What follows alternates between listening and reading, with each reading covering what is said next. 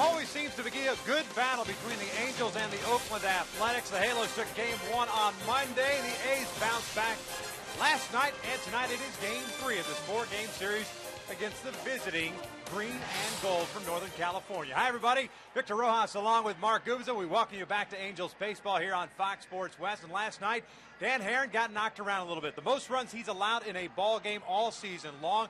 But the Angels tonight have Ervin Santana on the mound, and he is coming off one heck of a performance against the Atlanta Braves on Friday. Victor, I love that pace and tempo he had that last time out. He had one of his best sliders, probably the best sliders we've seen last year in a game in Kansas City. Stayed on top of that pitch, accepts well. Prado, look at that swing on that slider on the outside part of the plate, staying consistent. His mechanics, he's going straight forward over that front leg, not falling towards first. He had 9 shutout innings, 7 punch-outs. So look for him to get back into that pace, because he's going to have a tough one against Trevor Cahill. Not only 6-1 mark in the area under 2, but 4-1 in his career against the Angels. So he's a guy with that power sinker himself. This should be a classic pitching matchup with guys with great sliders and good fastballs. And Cahill himself coming off a very good start against the San Francisco Giants, in which he took a no decision. You mentioned that at bat by Martin Prado. That kind of set the tone for Ervin Santana. Hopefully he can carry that over, and hopefully the Angels offense gets back to swinging the sticks. Just about ready for baseball here at the Big A. Lineups and first pitch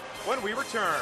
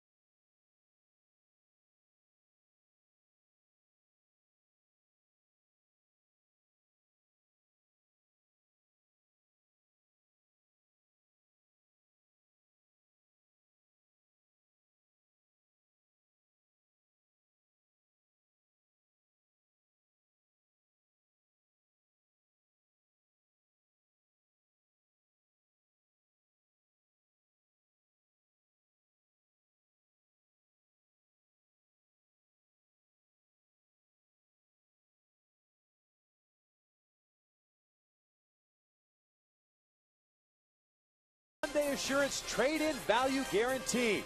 See your Hyundai dealer for details. And by CarMax. Now more than ever, the smart choice is CarMax. Well, you couldn't ask for better weather, either out at the beach or here at the Big A. Gorgeous day for baseball. Not a cloud in the sky as we get you ready for this third game of the four-game series. Seems like we've played the Oakland A's and the Texas Rangers quite a bit this year.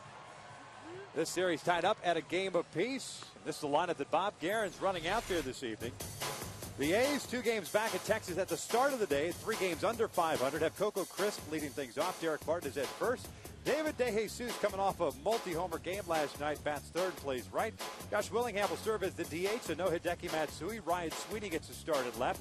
Landon Powell gets a start tonight behind the plate. Kind of an odd choice with Kurt Suzuki, the veteran, on the bench. Mark Ellis gets a start at second base. Andy LaRoche over at third. And Cliff Pennington will bat ninth and play shortstop. Taking on Ervin Santana. I've mentioned that terrific outing on Friday night.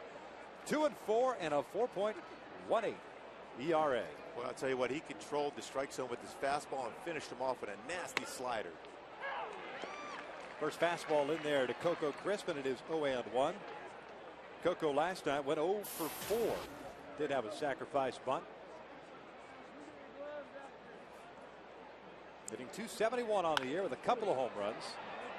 16 runs batted in.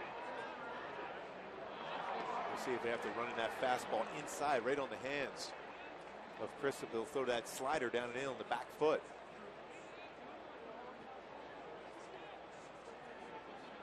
It's all about the pace and the tempo for Ervin Santana, how successful he'll be during the course of the game. Here's the 0-2. Breaking ball lifted in the air to right. Torrey Hunter comes jogging in. One batter up, one batter down as we take a look at the Home Depot doing more on defense for the Halos. Reggie Willis gets the start in left field. Peter Borges in center. Torrey Hunter in right. It's Callaspo, Ibar, Amarista, and Trumbo from third to first, and Hank Conger behind the plate. And Amarista back at second base. We saw him in left field earlier in this series, but he's a guy that was very good for the glove side. He's made some good plays on the backhand also. Very athletic. Just let the game come to him. He makes some nice plays during the course of this game.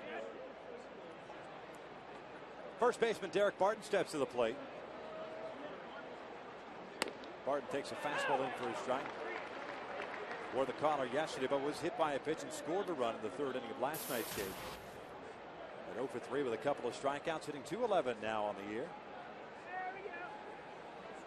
No home runs and 12 runs batted in as he went around that pitch. And it's quickly 0-2. And if that's an indication right there, that's a pretty good slide piece. Well, staying on top of that pitch, not getting caught in between the curveball and the slider is an important element for Ervin Santana. He's going to try to paint with that two-seam fastball inside. Elevates that pitch up and out of the strike zone. 1-2. Mentioned that loss last night, 6-1. Dan Herod taking the loss, dropping to 4-3. Guillermo Moscoso picking up his first career major league victory.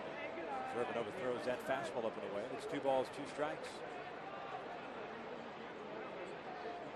Things kind of changed for Herron yesterday after that home run by David DeJesus in the second. His first home run, it was a solo shot. Check swing. They wanted an appeal. He did not go, says Vic Carapazza. So from 0-2 to 3-2 here on Derek Barton. David DeJesus on deck.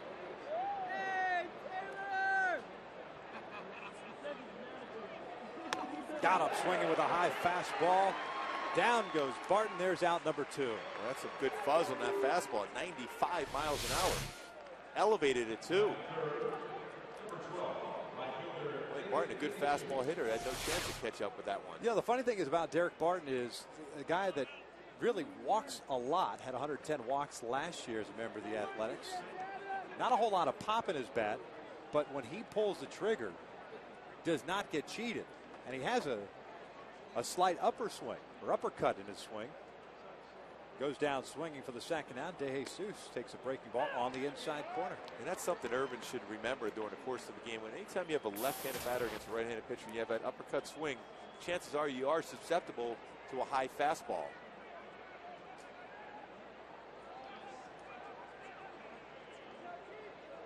Fastball in tight. Evens the count at 1 ball, 1 strike. DeJesus mentioned that multi-homer game last night. Ended up going 3 for 4 with 2 jacks.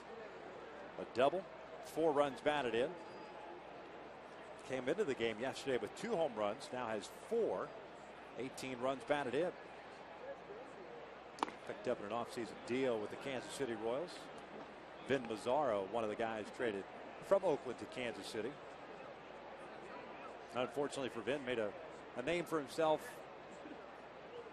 kind of the way you wouldn't want to make a name for yourself. That's a tough game. What, 14 earned runs? Yeah. One game? Not good. 2-1 pitch is in there. 2 balls, 2 strikes, maybe for a month or a month and a half. But yeah, that'll set you back in one game. Yeah. And then get sent out the very next day. So you got to sit on that ERA for a game. It's a difficult task. But I always thought he had good stuff, though. Yeah. 2-2 from Irvin. Fouled back. Got a piece of the mask. Hank Conger. Home plate umpire Corey Blazer throwing a new baseball out to Irvin Santana. Paul Nauert, the veteran, is over at first base. Kerwin Danley, another veteran, at second base. And Vic Carapazza. Fantastic name and a great job last night behind the plate. Especially good first name. Oh, there's no doubt about it. Had a pretty good game last night also. Probably one consistent. Of my new favorite umpires. 2-2 upstairs, full count. Looks like Irvin, the last 2 batters, trying to find that right release point on that good fastball. It's a bit up in the zone. Yeah, a little quick with it. Dropping the elbow. Just got to stay on top. Finish downhill. Breaking pitch, hooked foul.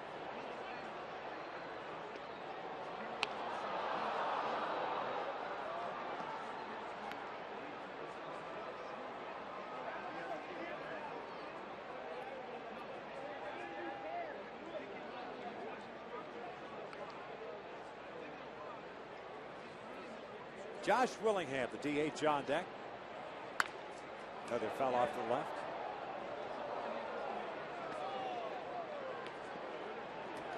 Kind of like the at-bat that Jesus had against Heron before getting that home run. As you take a look at Irvin's line from Friday night. 7 punch-outs, no walks, 6th career shutout. Well, he had outstanding stuff. His tempo was fantastic also. Check swing, bouncer right back to the right-hander. And it's a 1-2-3 inning for Irvin Santana. We head to the bottom of the first. Borges, Ibar, Abreu, 2 up for the Angels. Scoreless here at the Big A.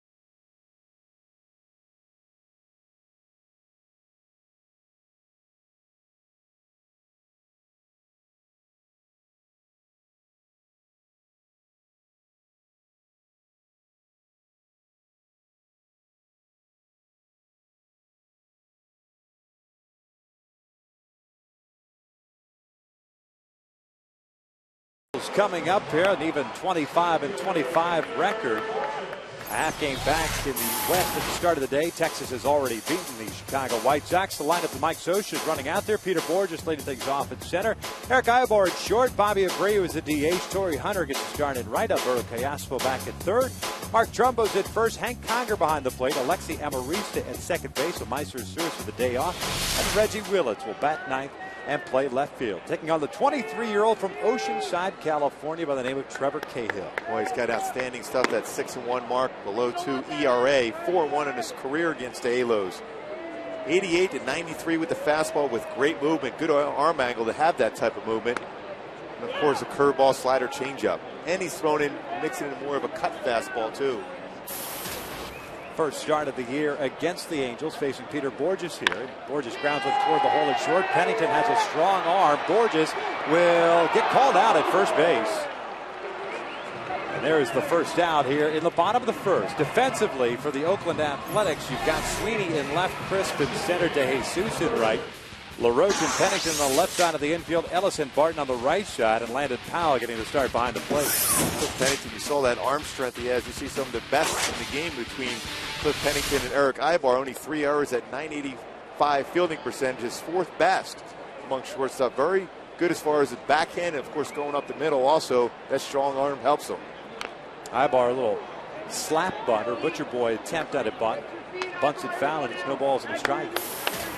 Cahill throughout his career a bit a better pitcher at the Coliseum than he has out on the road. A career record of 13-11 away from his home ballpark and a 4.06 ERA. He's pitched well everywhere this year. As that pitch almost got Aybar, and it's 1 ball, 1 strike. His 8th career start against the Angels. Mentioned that 4-1 record and that 1.81 ERA. Off-speed pitch is down low, 2 balls and 1 strike. Not known as a strikeout pitcher throughout his career, at least against the Angels, but he's racked up some strikeouts this year. 52 punch-outs in 65 innings. Lays off that one. It's 3 balls and 1 strike. And I think he's a guy that works so quickly. You're better off at times stepping out, trying to throw him off his rhythm. He doesn't waste time grabbing the baseball and attacking the strike zone right around knee level. Aybar takes a walk. 1-out walk. Puts a man on for Bobby Abreu. We'll take a look at our Hyundai key to the game.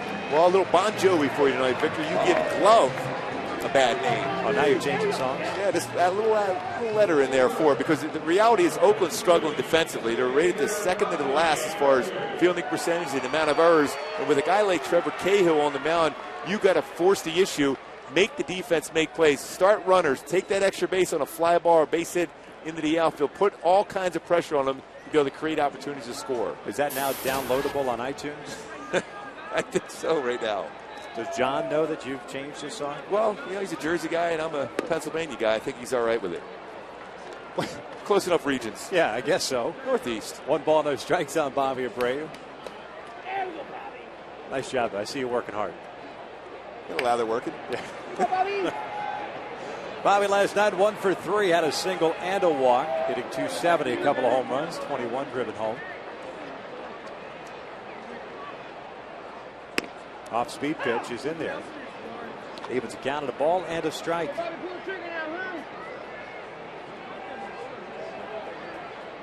Aybar with 12 stolen bases on the season. You have that Sano right in the first baseman's eye, so it's more difficult for them to be able to even see the throw over from KL. KL's pretty quick to the plate.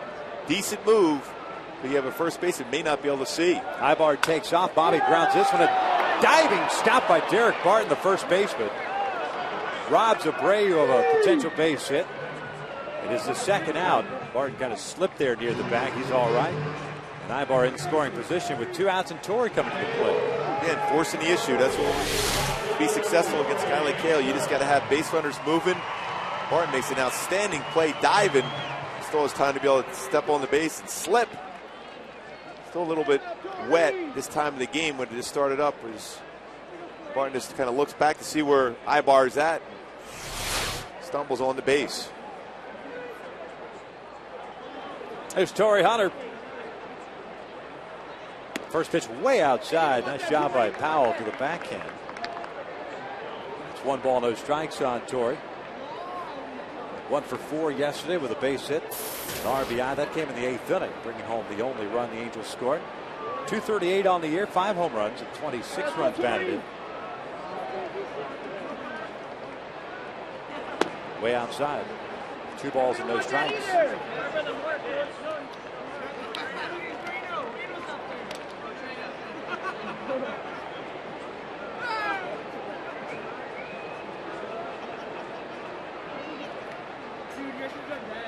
Aybar leading off at second.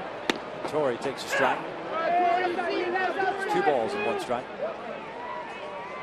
Hey, Torrey, right center. Here we go. Right center, rotate, kid. Halos 12-12 here at home, 13-13 out of the road. Got a day game tomorrow, then back out on another road trip. 3 in Minnesota and 3 in Kansas City. That pitch is down and away. It's 3 balls and 1 strike.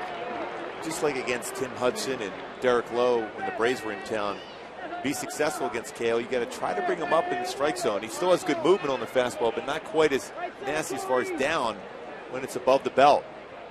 Off-speed pitch is high, and there's a second walk of the inning. Puts 2 on and 2 outs for Alberto Callaspo. 20 walks for Cahill to go with the 52 strikeouts at the start of this game. 2 walks here in the first inning.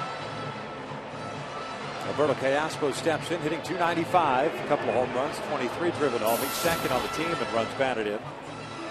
Had a 1-for-4 performance last night with a base hit. The Angels overall have 6 total hits. Moscoso giving up 3 of them. Breslow gave up 2, and Joey Devine gave up 1.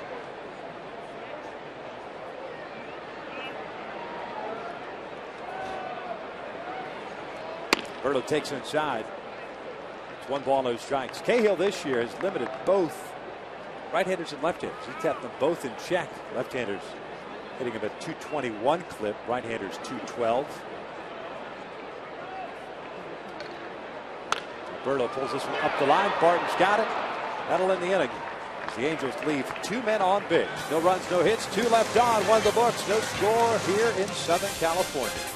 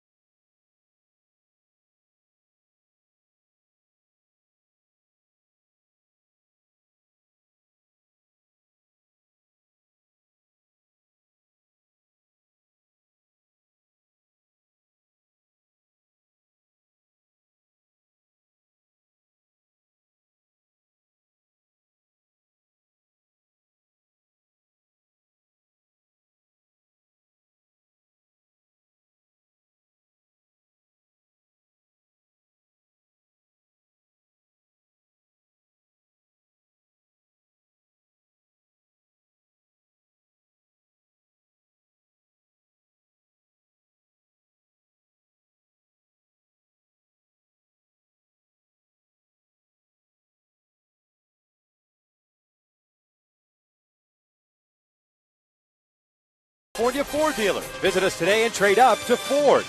And buy Jack in the Box. Right now at Jack in the Box, get the new Bourbon Barbecue Steak Grilled Sandwich at participating restaurants. Scoreless as we start the top of the second inning. Oakland has set up Willingham, Sweeney, and Powell here. Against Irvin Santana, 1-2-3 frame in the first, including his first strikeout. Josh Willingham hitting .233 on the year.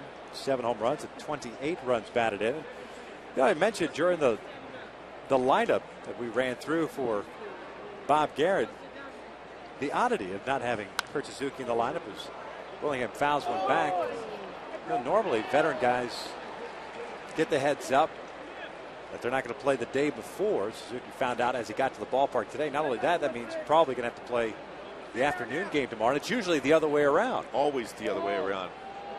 Unless you had some troubles against a pitcher, right, then maybe that might be the case. But usually you're going to be told the night before so you can, get your extra workout in and be ready to go that next day. And I say that as Willingham steps to the plate because Hideki Matsui getting a day off, a left-handed batter against a right-hander on the mound. Willingham takes a strike and it's 1-2.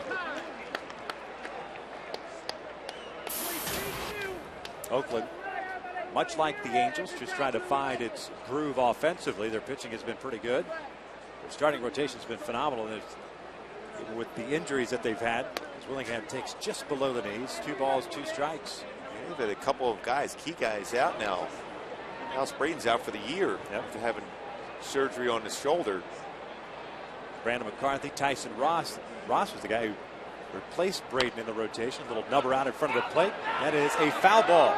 So says Corey Blazer, the home plate umpire. He jumped out there quickly and was right on that, though. It's 2 balls, 2 strikes. He didn't waste any time making the call. You know what Corey Blazer looks like? Take a look at the play once again. He tried. Ball spun back a little bit. Good effort, though, by Hank Conger to try to get that ball because that's going to be a routine out. Remember Chad Moeller, the former catcher? Came up with the Diamondbacks, played some with the Brewers and the Yankees? Yes. That might be him behind the plate. Hey. He had just changed his name. Why not? Good guy, Chad Moeller. 2-2 outside, full count. Willingham with 7 home runs, 28 runs batted in.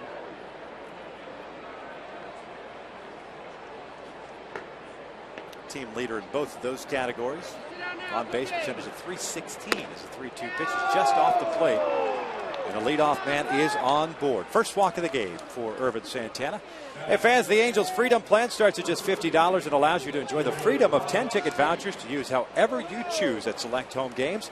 Use your vouchers at 10 separate games or use all 10 at once. Buy your plan today at angels.com/mini plans or by calling 888-796-HALO. So Ervin working from the stretch for the first time, facing Ryan Sweeney. It's a start in left field, and Sweeney will take a strike. Sweeney got the start in Monday's game. Went 0 for 2 with a strikeout and a walk. Hitting .313. 4 runs batted in. He's got 3 doubles and 1 triple. Breaks his bat, loose one on the infield behind the bag at second. Ibar makes the catch. Barrel of the bat ends up between the mound and first base. Mark Trumbo is going to go pick it up. We talk about getting in someone's kitchen. That was a good fastball. Boy, in this early part of the game, Ervin Santana has established a very consistent fastball. Some late movement also. Shatters the bat. Right away, the communication. Mike Scioscia really wanted that infielders to get together as far as even during pregame to be able to communicate with each other and be able to make those calls on a pop-up in the infield. We've seen a number of those fall down for base hits. Here's Landon Powell, the switch hitting catcher. 1 out, 1 on. Powell takes a strike. Landon playing in his 13th game. 9 for 37. That's good for a .243 average. 3 doubles and a couple of runs batted in. A .269 hitter from the left side this year. .182 from the right. With Suzuki on your roster, not going to get a whole lot of playing time.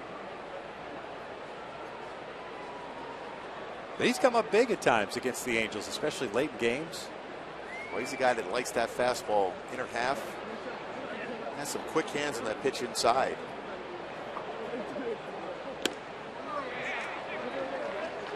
No balls, 2 strikes. Boy, Ervin is getting ahead of hitters consistently. All 6 batters he's faced, first pitch strike.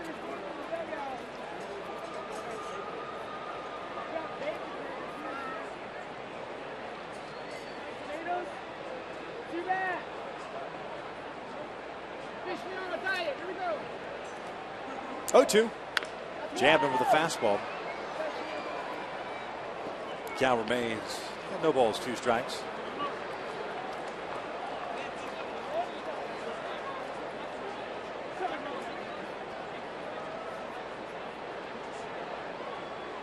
Powell grew up in North Carolina. Went to the University of South Carolina. He was the A's first round pick in 2004. Willingham goes. The pitch is inside. A little double hitch by Conger. It's a stolen base for Josh Willingham. It's his 3rd stolen base. Conger had a tough time making that transfer from glove to throwing hand. Real good jump. It's the one aspect of the game for Ervin that needs at some point to be cleaned up as far as being more consistent, as far as paying attention to the running game. Now, all 9 base stealers have been successful against him. He's given up 9 stolen base so far. There's 36 last season. The 1-2, breaking ball, rolled foul. Count remains at a ball and 2 strike. Oakland picking up its 34th stolen base. Hank Conger on the season has now thrown out 6 of 28 would-be base stealers. Almost seems to be kind of rushing his throws as opposed to kind of getting through the mechanics and letting his arm do the work. That pitch just missed inside. It's 2 balls, 2 strikes. You know, all you can do as a catcher, get yourself in position to make that throw. Now it's up to the pitcher to give you a chance, being quick enough to the plate or some good moves at first, varying your times to home. Bottom line is you have to have your arm in that perfect slot to be able to get it through your throw. 2-2, they wanted appeal, did not go. Second time Irvin's gone from 0-2 to 3-2. Yet Mark Ellis, the second baseman, on deck.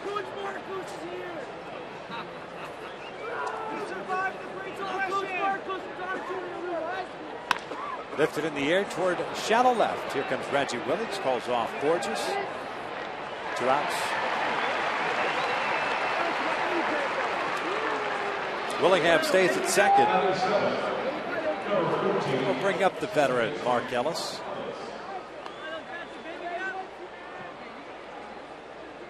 Ellis has been scuffling this year. 1-for-4 game yesterday with a base hit to right field against Dan Hare. 207 on the year. No home runs. 12 runs batted in. Ellis with a lot of at-bats against Santana. 48 in his career.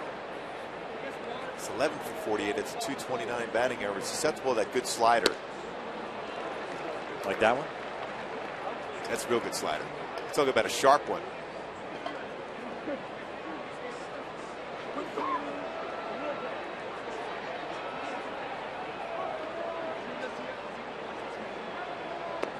Lays off that one. It's 1 ball, 1 strike.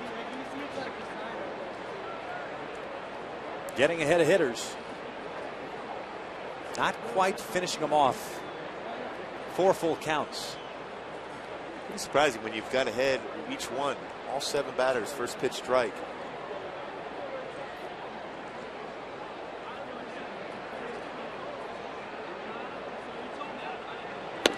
Two balls and 1 strike.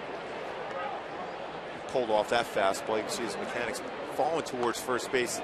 A lot of the fact is trying to be fine with the second and third pitch after getting ahead of the count, because if you're facing a guy like Cahill, who more than likely is not going to give up a ton of runs.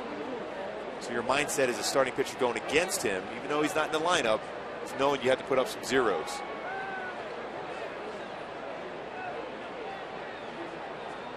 Breaking ball is in there. 2 balls, 2 strikes.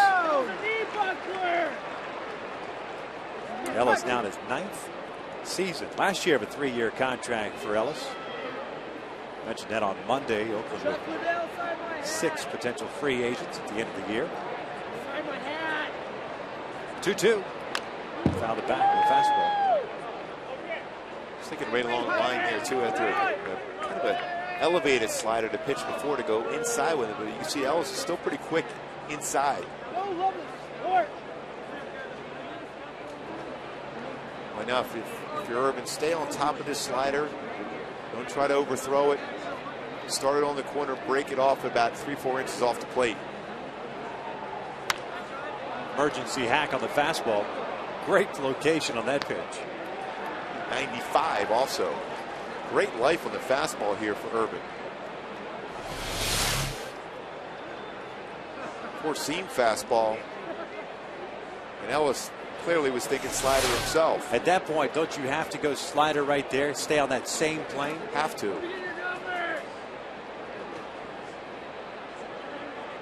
Slider grounded over to third. Callaspo's got it. Across the diamond, that'll end the inning. Leadoff walk, stranded in scoring position. We head to the bottom of the second here. No score.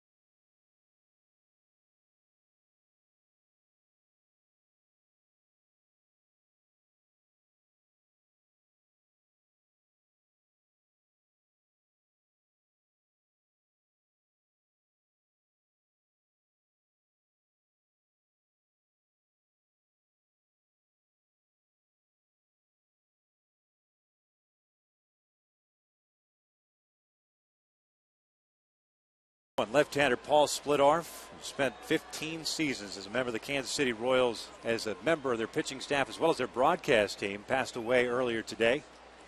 Our condolences to the Splittorff family, and obviously for the both of us, a guy that was in our lives. For me, since I was a small kid growing up in that clubhouse, and for you as a mentor as you came up with Kansas City. Boy, so many times him and his family would have me and Saberhagen over to his house for dinner, and then play some basketball in his backyard, and then, of course, learn so much from the broadcasting part of it from Paul Splittorff. Just one of the best human beings anybody would have ever met. It's a huge, huge loss. 64 years young, throat cancer and melanoma taking his life. We'll be in Kansas City on Monday, and apparently the Royals were going to honor Paul there, so timing of that as far as our visit to Kansas City. Nice to be a part of that. 1-2 to Trumbo as a comebacker to Trevor Cahill. Mark is retired for the first out, leading off the bottom of the second. That'll bring up Hank Conger. The Angels had Trevor Cahill not necessarily on the ropes, but you had a right-hander out on the mound that just couldn't find that release point on whether it was the fastball or the off-speed pitch. Walking two guys. Cahill got Callaspo to ground out to end the inning. The Angels stranding two base runners, one in scoring position. That's why you'd like to try to scratch across the run if you can against a guy like Cahill, who's, even though he's young, generally in that first inning, good pitchers have a tough time getting that good release point. You mentioned that, having a tough time throwing strikes. Sometimes it's difficult to bring that what you were warming up in the bullpen into the game in that first inning. Conger rips one into right field. There's a base hit. De Jesus over to cut it off. Hank stops at first base, takes a big turn there. He is on board with a one-out knock. First hit of the game for either side. There's a man on board, and Alexi Amarista coming to the plate. Turned that one over. Conger was able to get the bat head out quickly. Good balance on the swing. Shoots it in the right field, but De Jesus very good in that position, cut it off. Conger thought about maybe going in for two, but he made a wise decision not going. Alexi takes a strike on the outside corner. No balls and a strike on the second baseman, hitting 111. 4 runs batted in, a couple of doubles, 1 triple. Lines this one over the glove of Markellis and into right center field. Crisp cuts it off. Conger had to hold up to see if Ellis was going to make that catch, and the Angels have back-to-back hits here with 1 out of the second. When Conger had to freeze to make sure that baseball got over Mark Ellis's head. Just got over the head. Into second base right now, first and second. That snaps an 0 for 17 skid for Amarista. Brings up Reggie Willits. Reggie's 0 for 14 to start the year. Looking for that first knock. Takes that pitch inside. 1 ball, no strikes. Reggie got to start Monday. Grounded out, hit a fly ball out, and had a sacrifice bunt in that game. So went 0 for 2. Something to keep an eye on with Trevor Cahill. As good as his stuff is, a lot of movement. 7 wild pitches already this season.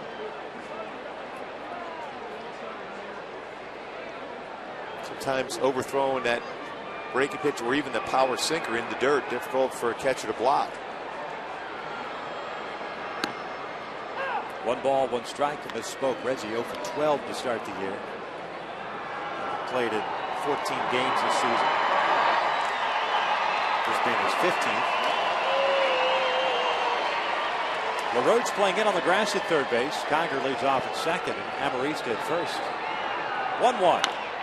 Ground ball foul on the first base side. It's 1 ball, 2 strikes.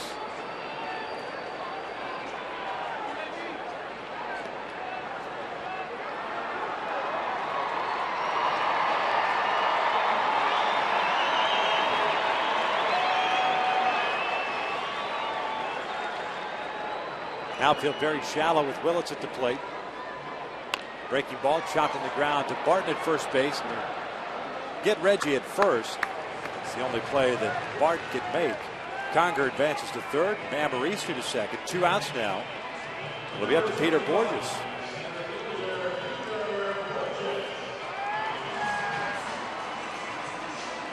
A couple of base runners each inning so far early against Cahill. You have to press the issue.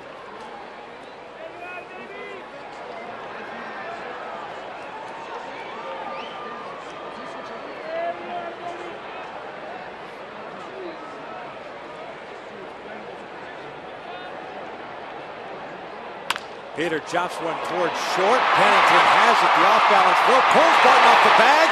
Everybody is safe. Conger scores, and the Angels on top 1-0.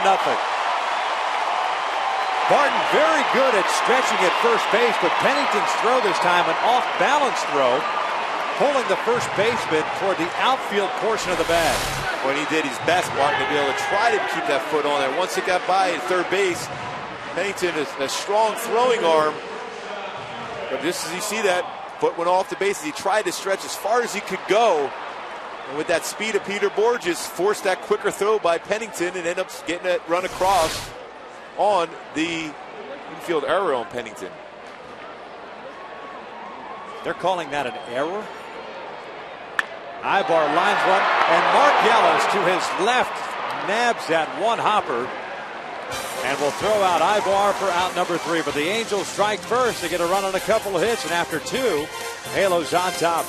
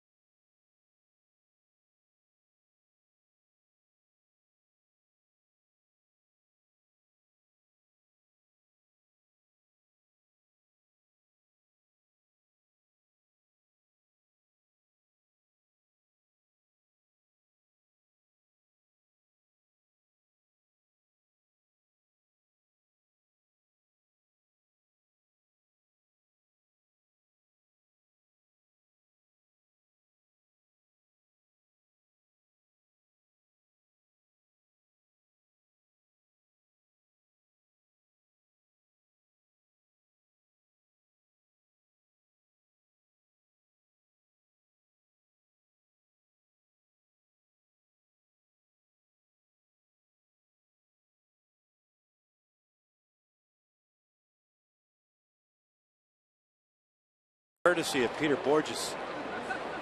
Should be infield base hit. I guess if we complain enough, maybe they'll change it. Well, we got Trumbo's defensive indifference change to a stolen base the other night. Cliff Pennington takes, Andy LaRoche takes outside. It'll be LaRoche, Pennington, and then crisp 8-9-1 for Oakland. Andy getting the start at third base for the second straight night. Connor Jackson was there on Monday night. Connor did a nice job over at third base. Guy who hadn't played there, never made a start in the big leagues at third. Yeah, he had to make some tough plays. He did a nice job for him. Kevin Kuzmanoff has struggled offensively as well as defensively this year. This one's grounded over to short. Ibar's got it. There's out number 1. Fans follow the Angels on FoxSportsWest.com/Angels. Log on and catch Joe McDonald's one-on-one with Mike Scioscia. Be sure to vote for the Angels poll question, which is your favorite American League West rivalry. Angels A's, Angels Mariners, and Angels Rangers. American League West tightly bunched up at this point in the season. I mentioned that Texas defeated the White Sox earlier today, 2-1. Seattle defeated Minnesota, shut out Minnesota 3-0. This is great pitching throughout this entire division. Pennington takes a fastball high. Cliff hitting .238 on the year with 3 home runs and 14 runs batted in. Had a 1-for-3 night last night. picked up a stolen base.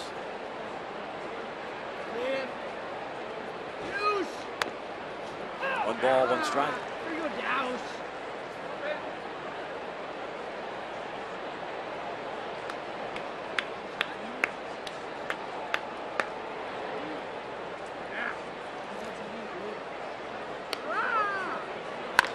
Hard hit to right field. That's past Amarisa. A one-out base hit for Pennington puts a man on for Oakland. Especially a guy that can run 5 stolen bases this season so far for Pennington, but has been caught 5 times. So Irvin's got to pay attention to him here. Hold the ball.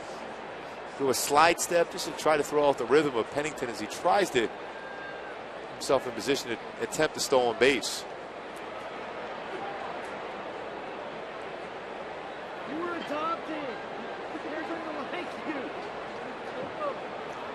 Coco led off the ball game with a fly ball to right field, so he's 0 for 1.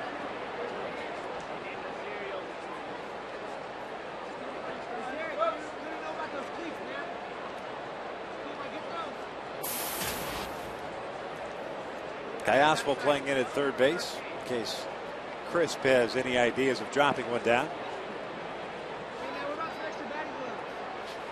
Breaking ball is in for a strike. He's got that working today.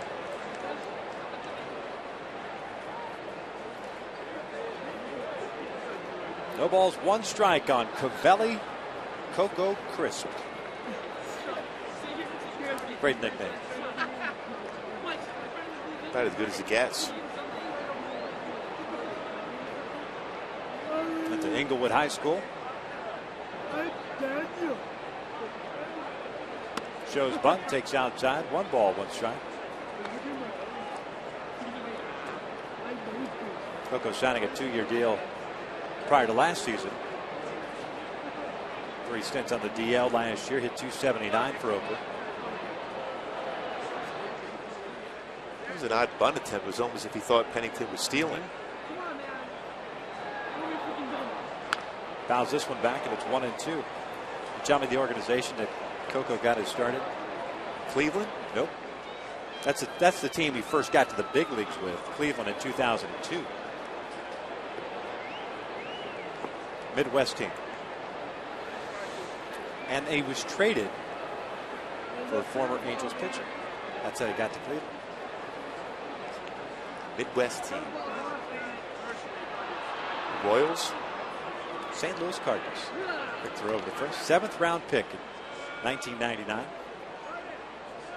They got traded to Cleveland as the player to be named later. Chuck Finley involved in that deal for outfielder Luis Garcia.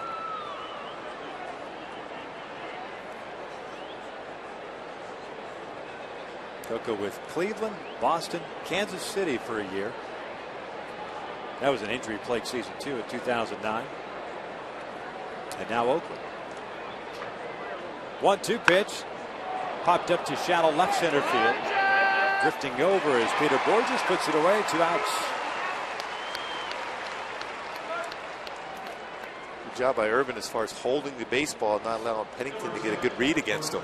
Pennington twice has kind of tried to time Santana, breaking a couple of times but not going. He's still at first base with 2 outs here. 1-0 Angels. Here's Derek Barton. Lone strikeout victim for Santana. Got him on a high fastball. He's 0 for 1.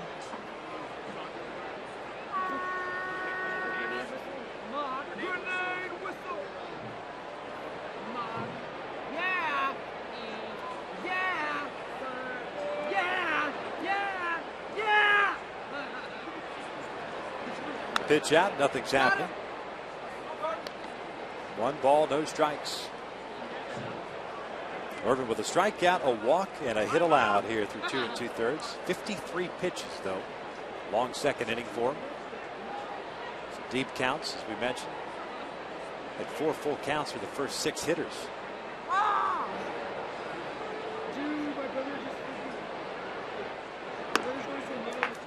Falls behind here, 2-0. And you got to refocus on getting the batter right now. You have 2 outs. 2 outs, yep. Now, no outs or 1 outs. Yes, the focus distracted there towards the base runner. But now with 2 outs, just hold the ball and then think about the batter. Barton takes a strike, 2-1.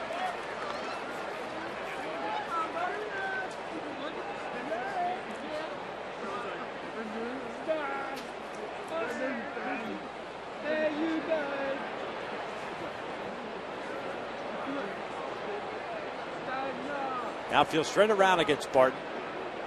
Normal depth. Quick throw over there, and Pennington diving back in. Looks like he was going on that one.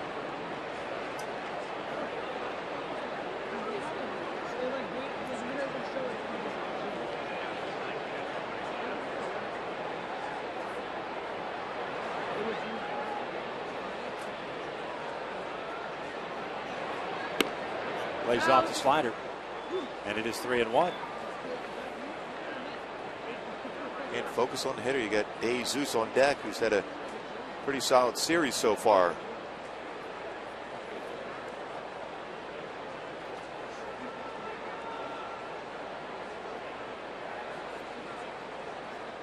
Pennington takes off. The 3-1 is fouled off to the left. Situation which will help the Angels defensively. Trumbull will back up off the bag and play behind Pennington. He's going to take off with 2 outs and a full count, especially with a left-handed batter to play.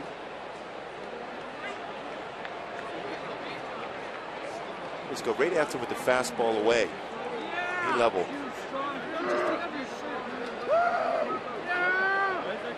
Fastball called, strike 3 on the outside corner. Down goes Barton for the second time tonight. No runs ahead. The man left on. Angels still leading 1-0.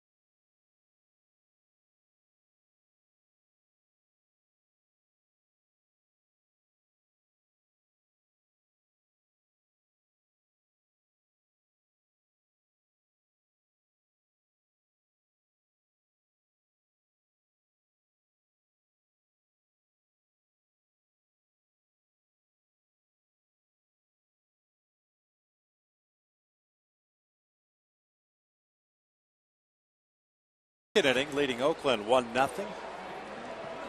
Cliff Pennington getting charged with his 4th error. Ball batted by Peter Borges. That scored Hank Conger with 2 outs. The Angels here in the 3rd have Abreu, Hunter, and Callaspo against Cahill.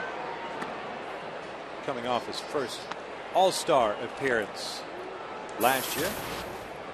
Bobby grounded out to Barton his first time up. He's 0 for 1. Let's go, Bobby! Cahill last year 18-8 with a 2.97 ERA in 30 starts. There we go, Bobby! 2 balls and 1 strike. Cahill didn't pitch in the All-Star game here at the Big A last summer. One of the sinker ball specialists that favor the right side, first base side of the pitching rubber. Be able to establish the fastball and cut fastball in on lefties. A lot of off-speed pitches tonight from Cahill. contrast to what we saw from Altman Monday and Moscoso last night. A lot of fastballs. Bobby takes a strike. Full count now. He's trying to spot his fastball. He's got a good slider. Goes in the curveball, and his changeup's very effective.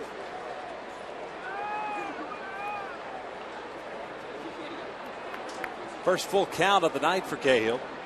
Here comes the 3-2. Bobby rolls it foul. Alfredo Griffin will watch it go by.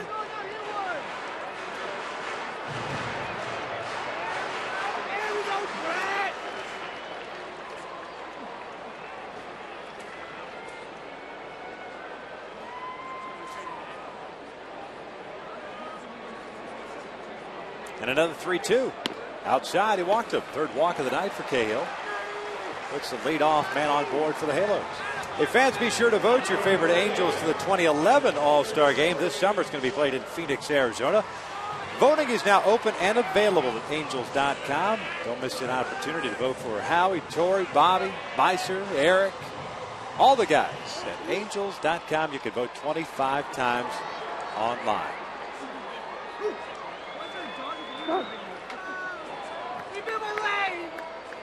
There's Torrey Hunter. Drew a walk himself in the first inning. Bobby takes off, and Torrey chops one toward the middle, right to Mark Ellis, who was covering. Double play. Torrey tried to inside out that ball and get it to the right side, but with Ellis covering on that play, nothing you can do. Well, you did your job, too, as far as making sure you hit that ball down. Not only is up the middle, it skips off the mound on a perfect hop right to Mark Ellis at second base, who was covering on the steal.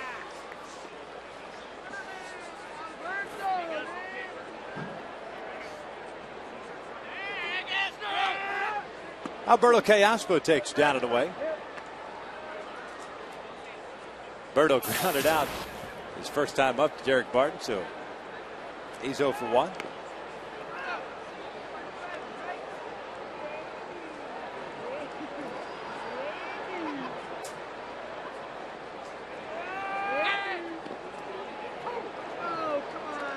It's 1-2.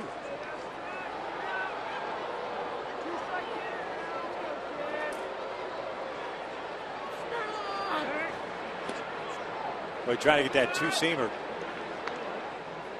Catch that inside corner. Almost got it. 2 balls, 2 strikes. Well, that didn't miss by a whole lot. It must have had that late action when it around the plate, because it looked like it got the corner. And Callaspo, after getting a backdoor curveball to pitch before. Another full count. Mark Trumbo on deck.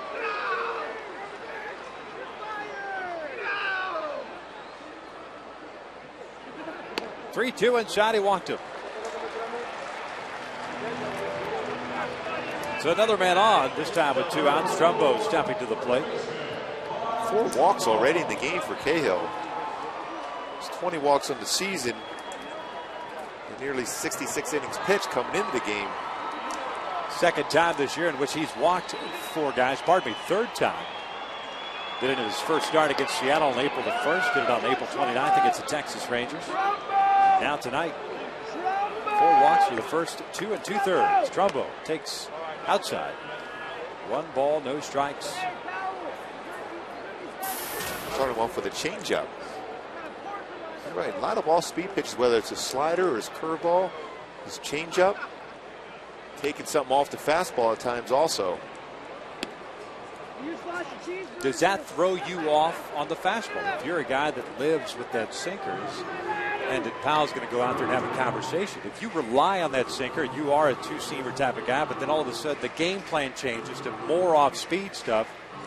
How does that change your mechanics? Well, I was a sinker ball pitcher also. What I would do, establish my sinker early, and if I had a club swinging at that pitch and hitting ground balls, I would stay with that pitch and make adjustments as the game progressed, or if the guy was on third, maybe different. But the reality is, if that's a very good pitch as far as pitching to contact, trusting your fielders to make plays, and it's a pitch less taxing on your arm. This one back up the middle. Ellis was shading Trumbo that way, and Mark is retired for the 3rd out of the inning. 3 of the books here at the Big A, and the Angels have a 1-0 lead.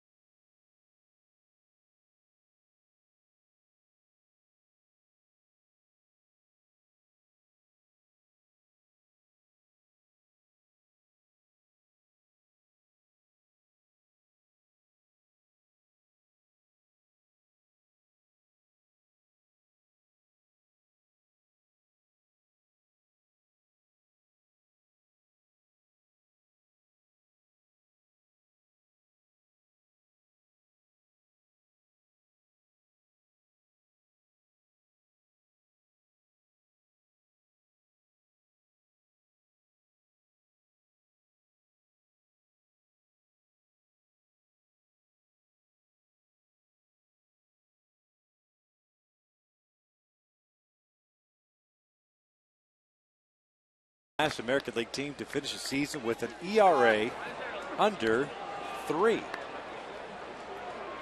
Wow. Under 3.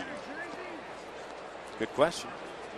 De Jesus, Willingham, and Sweeney here in the 4th inning for Oakland. I'm going to say the Tigers in 68. Wow. Just because of Denny McClain? Mickey Lolich. De Jesus swinging at the first pitch. It's a towering pop-up on the infield. Eric Ibar taking command with a nice two-handed grab for out number 1. De Jesus 0 for 2. That'll bring up Josh Willingham. Drew a walk. Only walk that Irvin is allowed. They're going 68 Tigers, huh? All right. That was when the mound was nice high, too. Yeah. Which is something I think, well, it's tough to argue now. A couple of years ago with the offensive numbers just going through the roof, easily could have made the argument to raise the mound once again to kind of level the playing field. I wouldn't mind if it would have been about 6 or 7 feet high. Well, not only that, it's just because of the, well, I understand why, but the way ballparks are built today. They're all bandboxes. For the most part, they're bandboxes. No foul territory at all.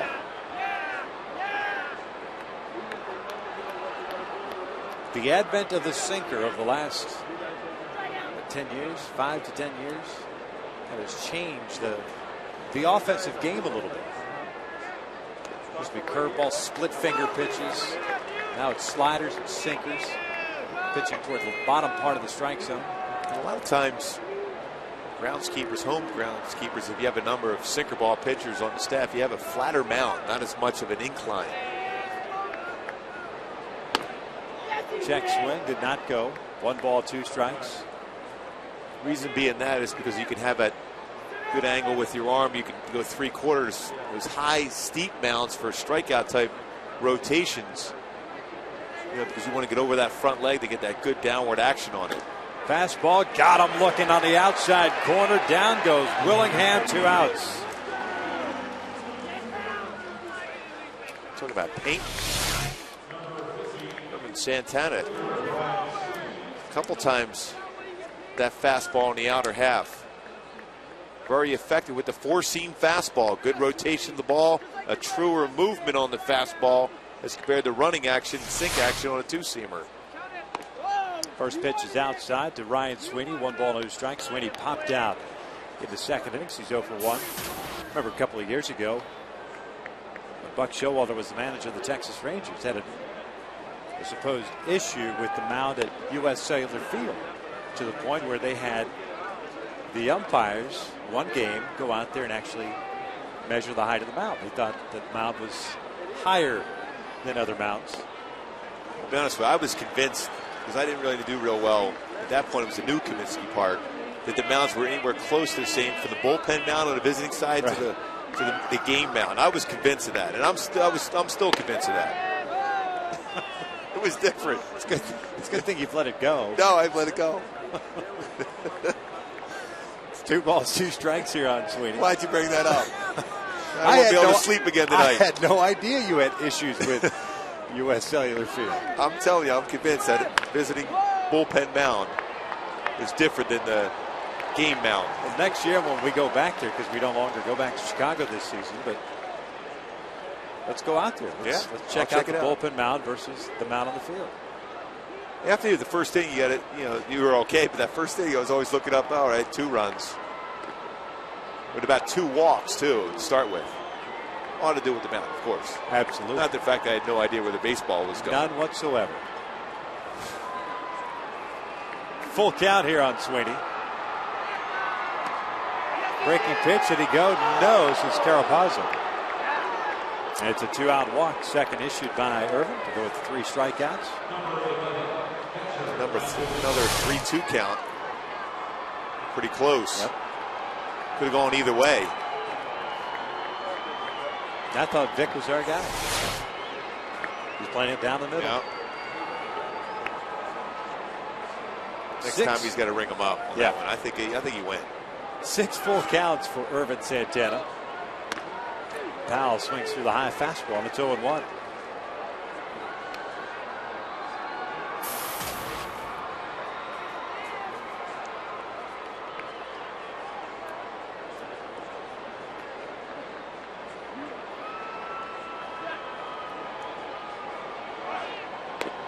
Runner goes, the throw down on the shortstop side. And Sweeney has himself a stolen base.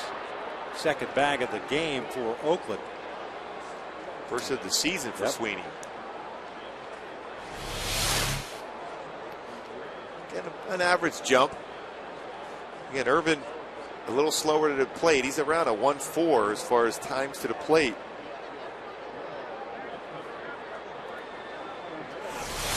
Boy, Highbar kept that glove right on Sweeney's foot just in case it went off the base because it was a late slide. Powell hits a fly ball out toward right center field. Borges had him positioned perfectly, makes the catch, and that will end the top of the inning. We head to the bottom of the fourth here at the Big A. Irvin Santana and the Angels with a 1-0 lead.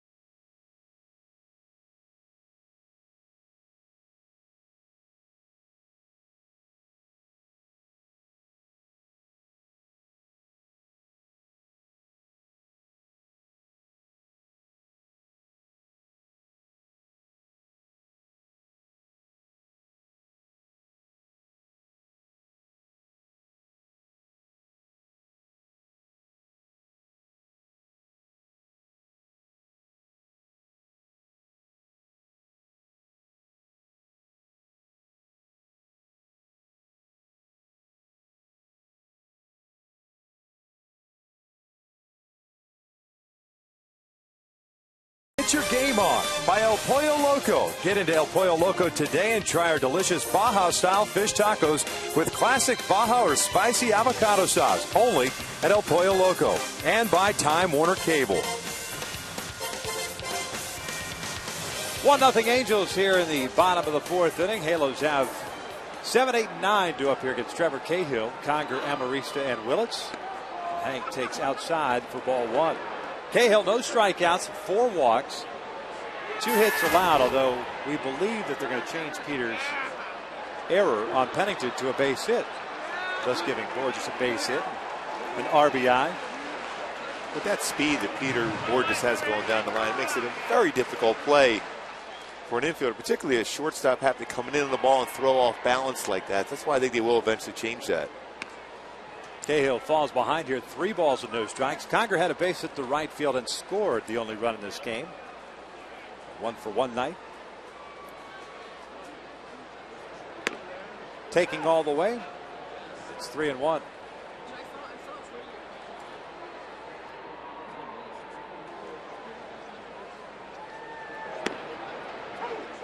Took something off there. Get over fastball. Pitch before that was 86. That one 85 miles an hour. Full count. Conger the leadoff man here in the fourth.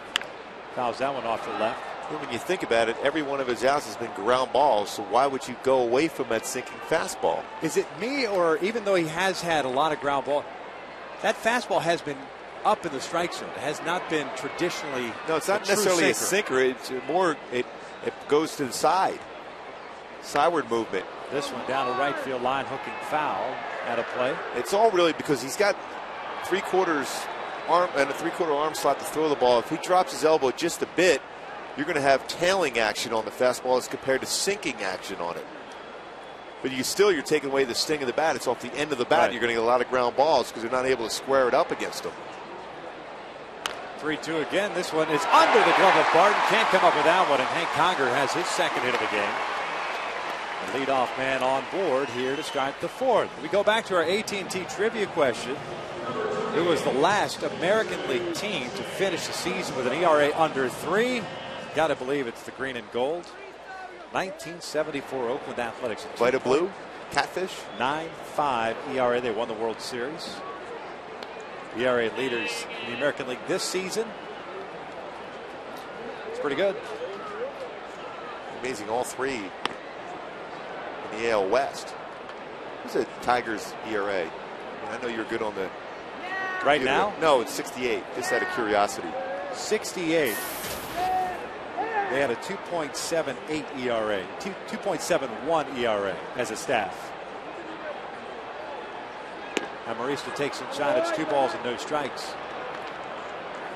And as I read Baseball Reference correctly, they ranked 3rd in staff ERA that year. Wow. It's all about the mound. Yep. Mickey Lolich, by the way, 17-9 with a 3.19 ERA. Runner goes. Amarista grounds one, and Barton's got it. Thought about going over to her second base, and Amarista's going to be safe. And I don't think you can blame Barton in that instance right there. That's more Cahill not getting off the mound. He became a spectator on the play itself, thinking the throw was going to go to second base. But with Conger going, there's no chance that Barton can make that throw. As a pitcher, you got to go automatically no matter what, just in case this scenario happens. That little hesitation right there by Cahill allows Amarista to reach. And then a throw behind him as he's trying to find the base. Amarista, that's the time when a head-first slide, even though it's dangerous, is one of those ones where you can get in there quicker on that spot because you can run in to the pitcher covering the base. Yeah, extremely dangerous play with that hand out there and spikes coming down on you, but Amarista's all right. Got to be bunt. Got to be bunt right now. Absolutely. Conger and Amarista 4 for 4. 4 singles. Willits misses the bunt there. It's no balls and a strike. Reggie grounded out to Barton in the second inning, so he's 0 for 1.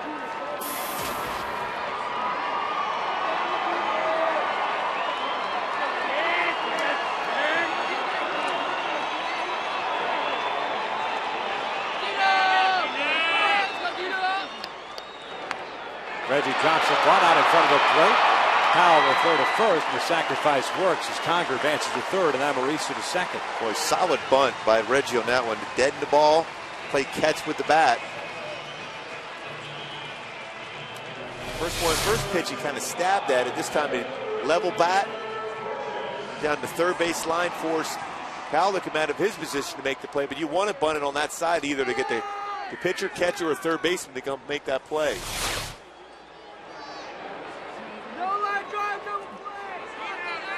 Infield, halfway for Oakland. Barton is in, but everyone else kind of at a halfway point. Borges at the plate. As it currently stands 0 for 2. Potential squeeze. Early in the game, but Borges is very good as far as bunting.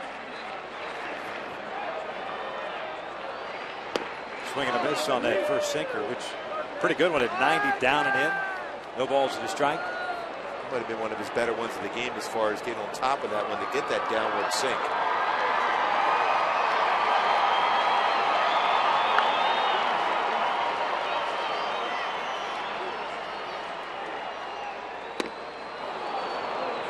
Another good one there, and it's no balls, 2 strikes.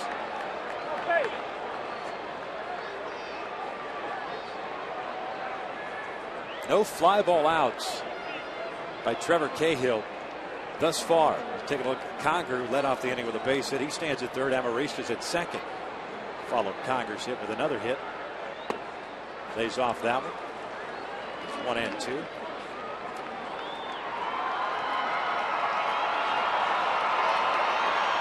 Halo's already 0 for 4. Plenty of base runners, having stranded 5 guys already for the first 3 innings.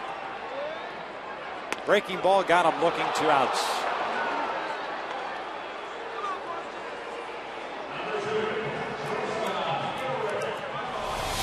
Boy, locked him up with a curveball here. Boy, pitch though, if you're thinking lines, you got to make contact. You can make contact with that ball and hit it in the air. It was high enough for you. First strikeout of the game to go with 4 walks. Runners remain at second and third. 2 outs now for Ibar, who hit the ball sharply in the second inning, but Ellis made a nice play on it, the one hopper. Takes a curveball in for a strike. Always keep in mind, 7 wild pitches on the season for Cahill. There's a tendency to overthrow that breaking pitch.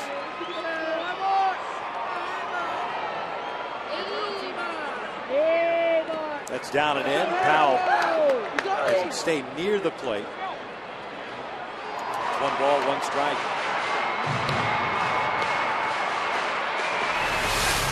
Job by Landon Powell to be able to get the body over and keep it in front. That spin on the breaking ball.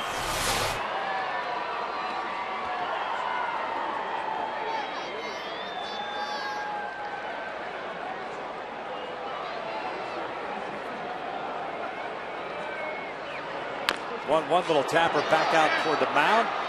Cahill has it, fires it to first. The Angels leave 2 more men in scoring position. For the Brooks, Angels still on top 1-0.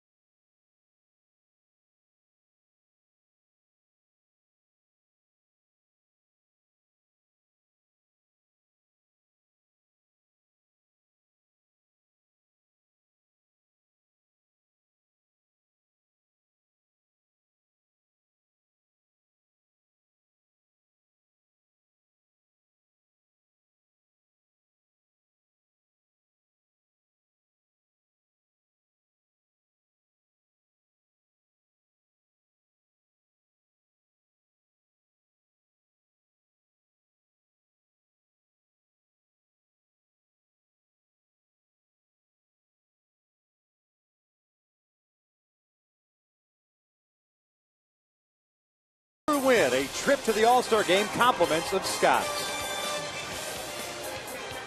Halos on top 1-0.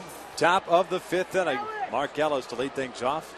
7, 8, and 9 against Irvin Santana. Ellis takes a strike. Ellis grounded out to end the second inning. So he's 0 for 1. The Angels have left a ton of base runners already through the first 4 innings. 7 guys left on base as Ellis puts them foul on the first base side. Trumbo runs out of room, and it's no balls, 2 strikes.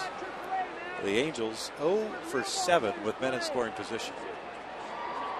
That has been, without question, for a team that has struggled to put up runs this season, the Achilles heel of the offense. Sometimes there's some contact made. I mean, they are playing the infield halfway there, but even a ground ball going on contact, you have a chance to score, but you got to put the ball in play.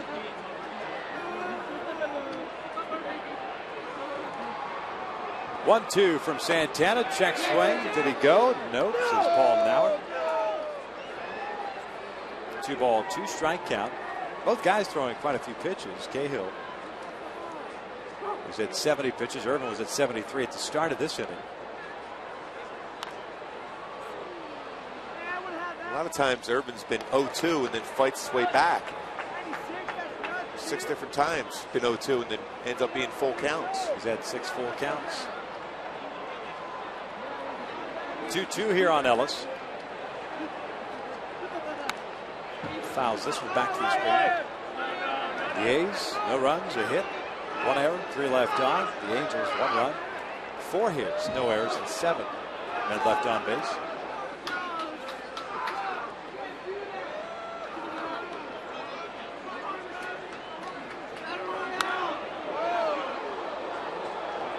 talk about getting it on someone's hands. 93, you're looking slider away. That is in your kitchen. That's making breakfast in the kitchen. Oh, you can see the reaction. He's even laughing as he's fouling that one off. He's asking for a side of bacon.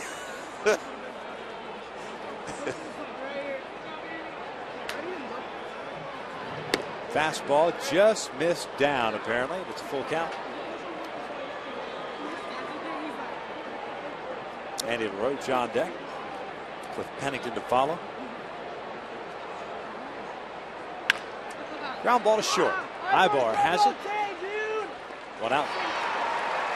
Saturday, one of the greatest sporting events in the world comes to Fox as Leo Messi and Barcelona battle Wayne Rooney and Manchester United. Everybody's pumped up about it at historic Wembley Stadium.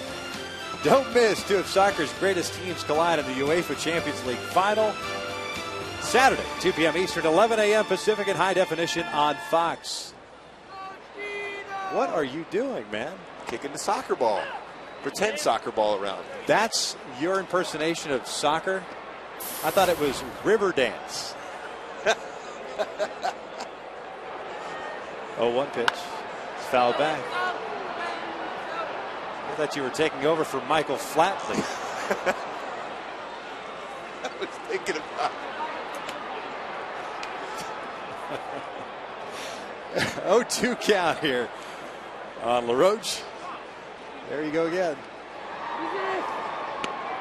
Just missed inside. It's 1 ball, 2 strikes. LaRoche grounded out to short in the third inning, so he's 0 for 1.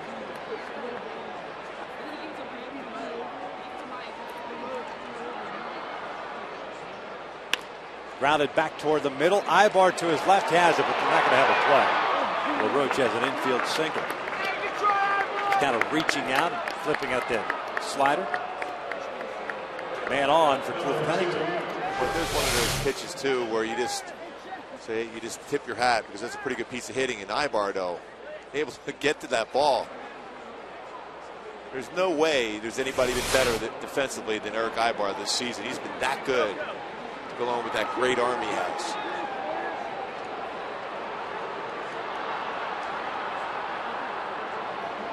Cliff Pennington 1 for 1 at a base hit in the third inning.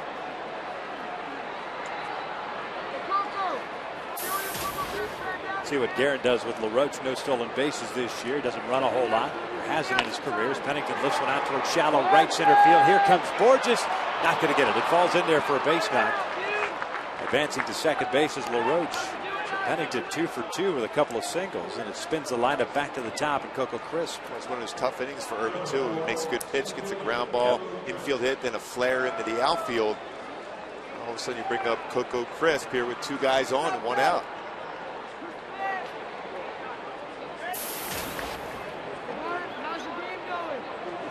Coco's 0 for 2. Is it a fly ball to right, 1 to center field? First time in the game in which Oakland has had multiple base runners against Irvin. It's always going to get a base hit.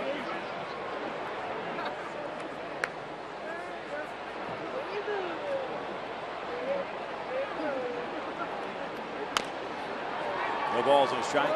This one into the game. A's dugout.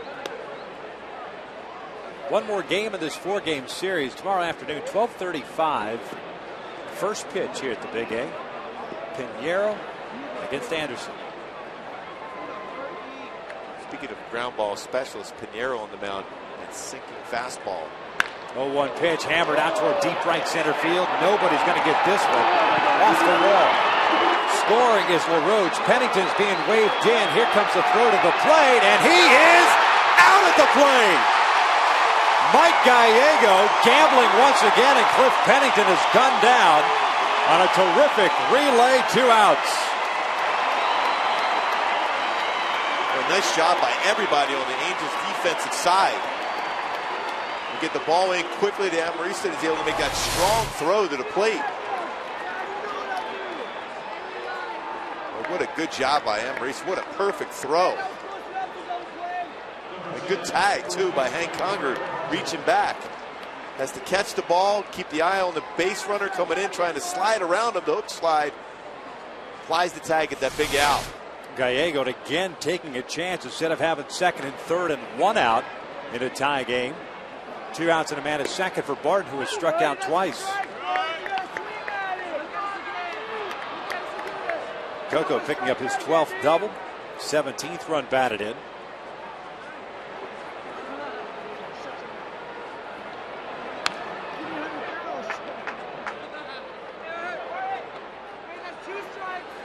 The put out of Pennington going Borges, Amarista to Conger, 8-4-2.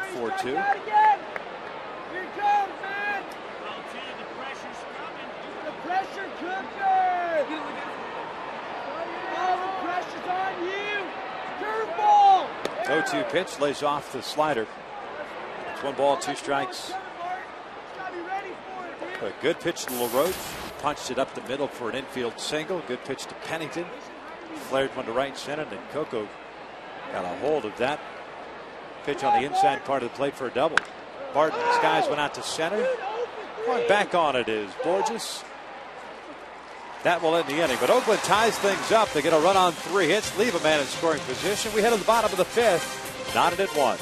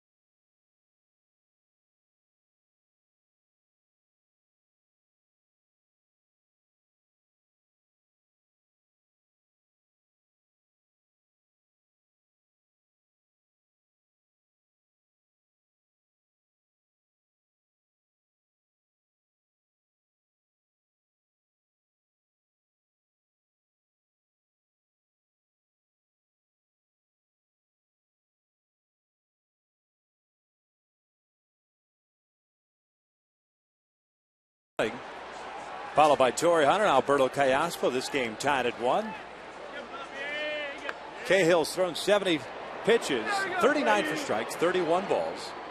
1 punch out, 4 walks, and 4 hits allowed. Bobby takes a strike. Abreu's grounded out and drawn a walk, so he's 0 for 1 in this ball game.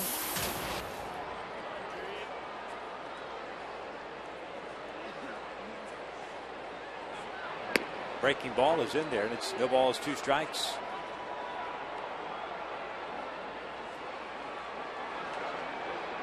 Cahill going to that backdoor breaking pitch. Getting a better feel for that as the game has progressed now. Way through a beauty to Peter Borges. With 1 out, runners at second and third in the 4th. That sinker's down and away. It's 1-2.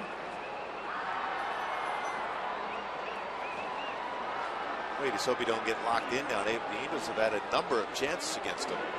Wants 2 base runners in each inning against him. Bobby lays off, and it's 2 balls, 2 strikes.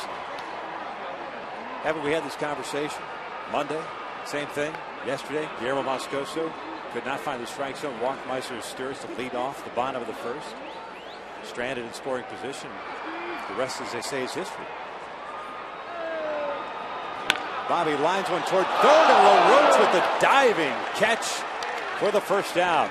Terrific play by Andy LaRoche at third. Especially when you can't even think you're going to get a line drive like that off a left-handed bat. Reacted very well to it. couple steps and a full dive and makes the play. Behind him, too. And that ball tailing away. It's off the end of the bat of Bobby Abreu. Hit it well.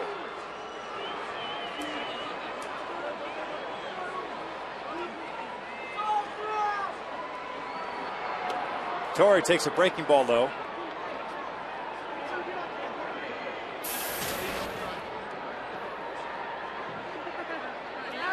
1-0 pitch. Torrey hammers one to deep left field. This one's got a chance to go. Gone! Big fly for Torrey Hunter. 6th of the year, and the Angels are back on top 2-1.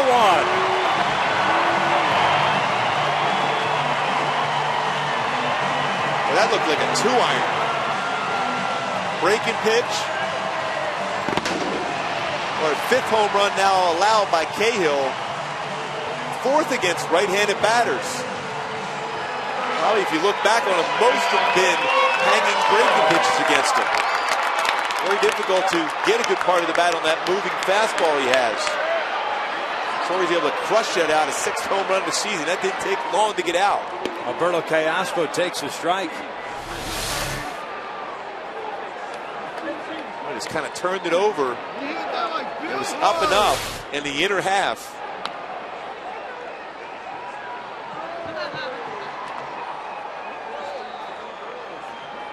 Torrey went through that tough stretch, not hitting a home run, now 2 over the last 4 games.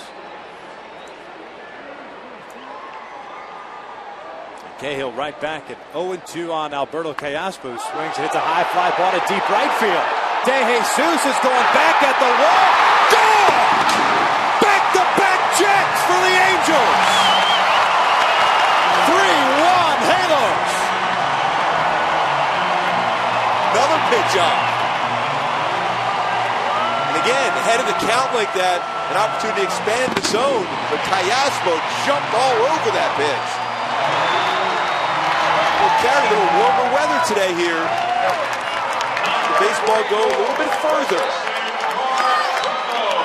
Often wonder when it's going to right center if it can get out, but that ball was hit hard enough and high enough to get some carry. 3rd home run of the season for Callaspo. Alberto with his 3rd home run of the year, and Trumbo lines one to right field, a base hit. 3 consecutive hits against Trevor Cahill. 2 long balls and a base knock. Again, trying to turn it over, that sinker, but it was up. Callaspo jumped over that 0-2 pitch. Well, again, that pitch up to Trumbo, too, and you take into account the only out of the inning was a rocket by Abreu that LaRoche made a nice play at 3rd base.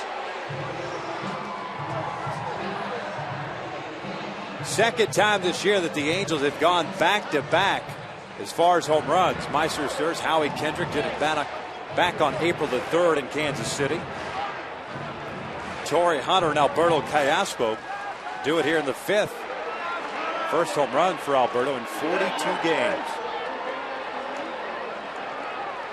So with 1 out, Trumbo at first. Here's Hank Conger, who's had a multi-hit game thus far. A couple of singles and a run scored. Quick throw over there, and Trumbo's back in. Cahill does a good move. Last season, 5 pickoffs, 1 so far this year.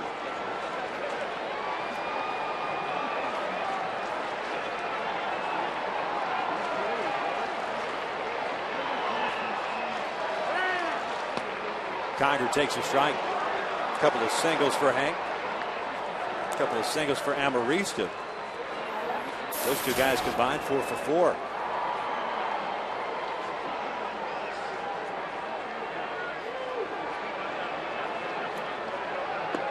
Outside, 1 ball, 1 strike.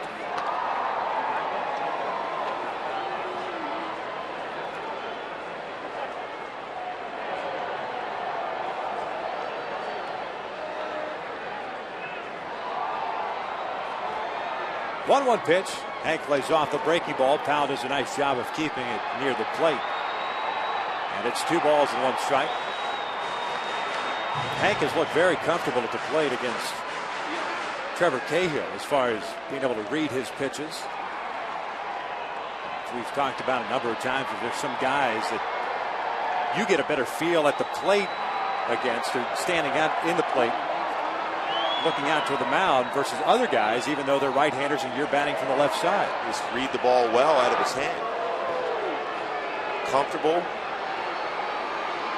Clearly so far, Hank Conger's very comfortable at the plate against Cahill. Hasn't seen him before either. Swing and a miss. Took a little bit off of that one. It's 2 balls, 2 strikes. Conger snapping an 0 for 14 with that base hit in the second inning. Amarista also snapping an 0 for 17 with his base hit in the second inning. 7 total hits for the Angels thus far. 2-2. Off speed, got him swinging. And there is out number 2. Second strikeout of the game for Cahill. Pretty tough pitch, too, for Conger. When you got 2 strikes on you, throw a breaking pitch off the inside corner against you for your left-handed batter. It's a difficult pitch to lay off of because you're in protect mode, and then all of a sudden the break underneath your hands.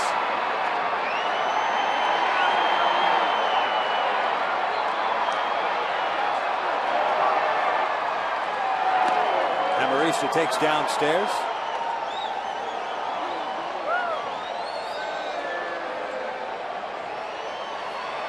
Alexy 2 for 2 with those 2 base hits.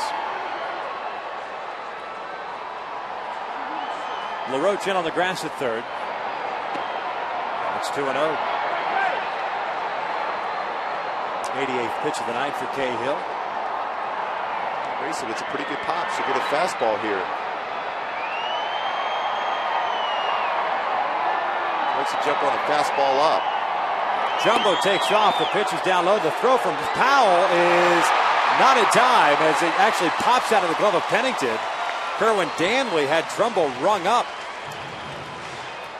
But Trumbo running into the glove of Pennington, he drops it.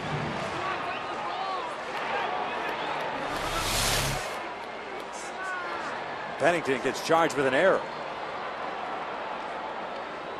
This will be a no stolen base at it because Danley made the out sign.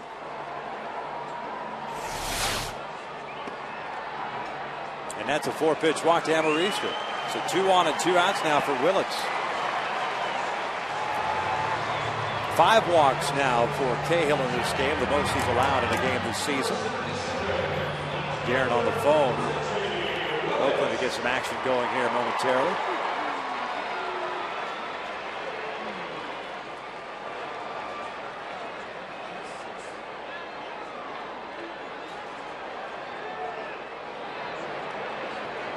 Willits takes inside. 1 ball, no strikes. Reggie, ground ball to first in the second inning, had a sacrifice bunt in the fourth. He's 0 for 1.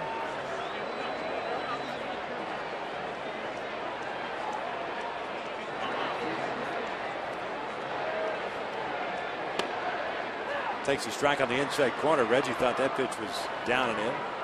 1 ball, 1 strike. David Percy, the left-hander. First man up. The Angels have not seen Percy in this series.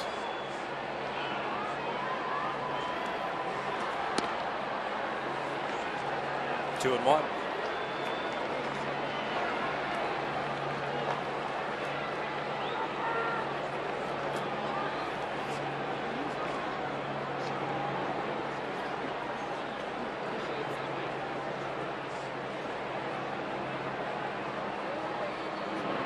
Reggie lines one to the alley in right center field. Coco Chris not going to get there. Trumbo will score. Amarista will stop at third. RBI double for Reggie, his first hit of the season. It is 4-1 Angels.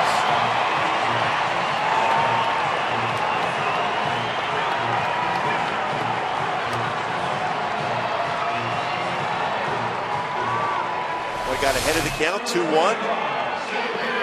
Again, missed that arm angle. Not able to work that down. So you see another elevated fastball.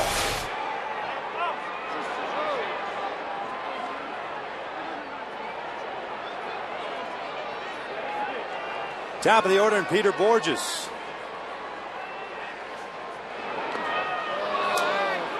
Swings and misses on that big curveball. It's no balls and a strike. Peter right now is 0 for 3.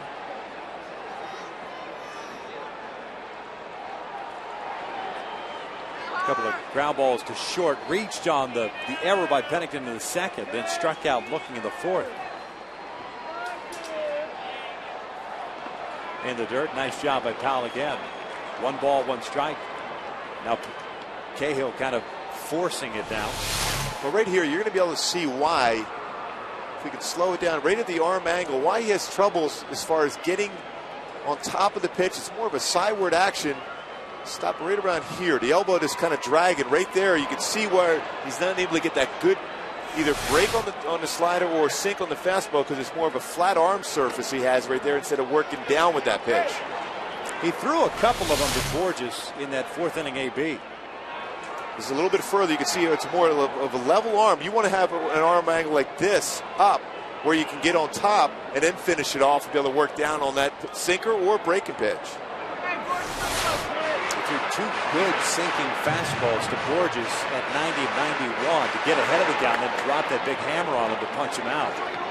That was probably his best sequence of pitches to one particular batter in this ball game. He's given up 4 hits in this inning, back-to-back home runs, a single and a double. 2-1, there's a good sinker. It's 2-2. That was the 28th pitch of the inning for Cahill. He's at 98 overall.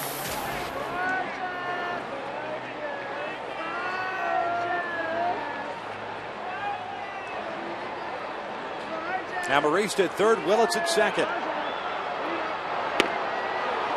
Peter goes down swinging to end the inning, but the Angels retake the lead. Torrey Hunter started it off with his 6th of the year, and Alberto Callasco promptly followed with his 3rd of the year. Through 5, Angels lead it 4-1.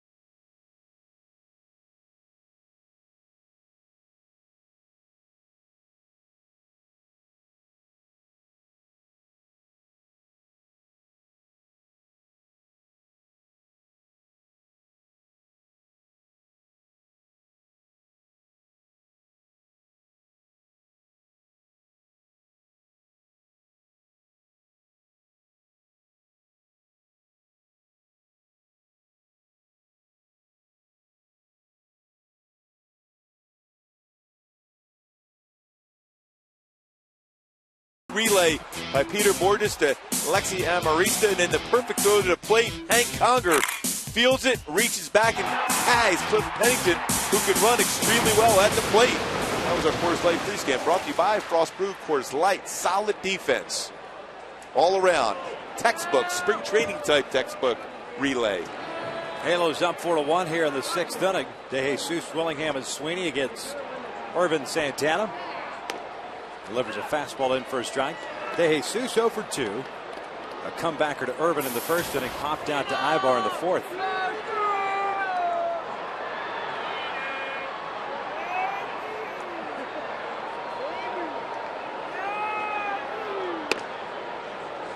Evens a count of 1 ball, 1 strike.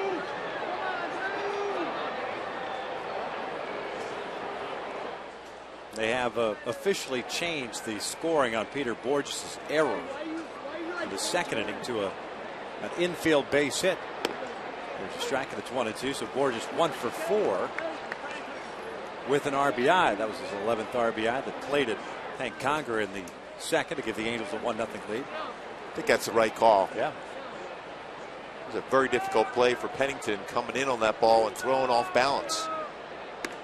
1-2 inside. 2 balls, 2 strikes. Irvin at 97 pitches now. 3 strikeouts, 2 walks.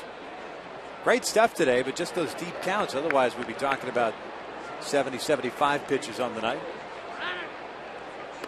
Really odd when you think about it. So many 0-2 counts. First pitch strike, second pitch strike, and all of a sudden you look up, it's a full count. 8 full counts so far for Irvin. Again, they've been ahead too. Not going right at him. With that type of stuff, you can afford to. DeJesus lines one over the head of Ibar into left center field for a base hit. Reggie cuts it off. A leadoff single for Oakland. Fans, the Halos host the Tampa Bay Rays on Tuesday, June the 7th at 7:05. And all fans in attendance will receive an Angels Newsboy hat courtesy of FS West. Make your plans to visit the Big A and purchase your tickets at the Angels Stadium ticket office or at angels.com. Boy, you put on that Newsboy hat and do your little Michael Flatley river dance thing that you were doing earlier. Oh, man. That is a good look. Oh, there's never a doubt about that. Oh, I mean, that's a Bravo show, reality show. Onto itself as Conger goes out there to talk things over with Irvin. 1 ball, no strikes here on Josh Willingham, who has walked, stolen a base, and struck out. So 0 for 1 night for the DH.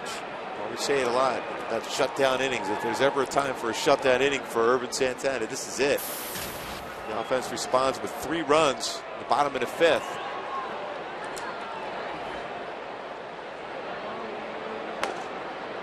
One ball, 1 strike.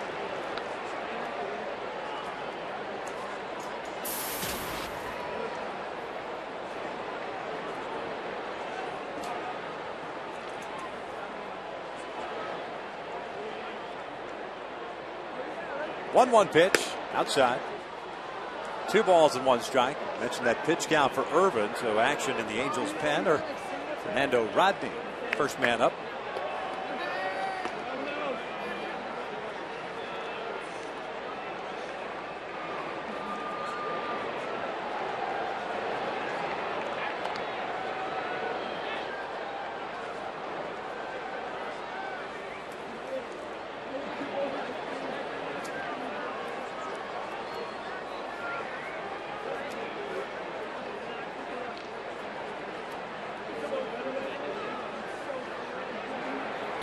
Breaking ball is in there, 2-2.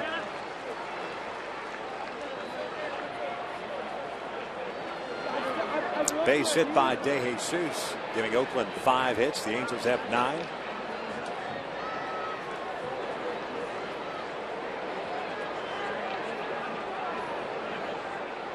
Two. They jammed him nicely with that fastball. Well, that ran right in the kitchen, 93 miles an hour. That's the thing. It's odd about the night for Irvin so far. He's done a solid job, no question about that. But his stuff has been electric. Yet a lot of full counts, deep counts. Now well over 100 pitches for him, 104. Well, it's stark contrast in styles. That complete game shutout on Friday, 103 pitches. Willingham goes down swinging for out number 1. You go 103 pitches against the Braves lineup, pick up a CG and a shutout, strike out 7. That tells you the difference between starts and how good his stuff is today. Just has not been able to finish guys when he has gotten ahead. He's even had a better fastball in this game than he did that last game. The slider more dominating in Friday's game.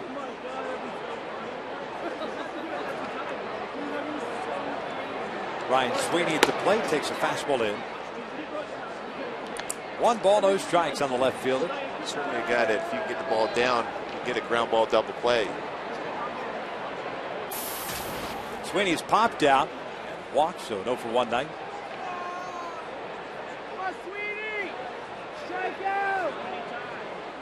Hammer to deep right field. Torrey going back on this one at the wall. Leaps up, can't make the catch.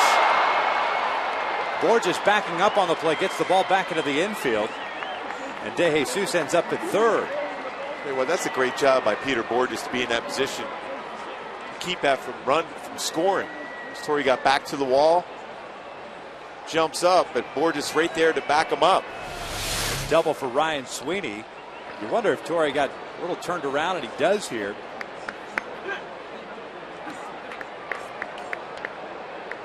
There's Peter backing up on the play. He came from nowhere. He was playing him in left center field.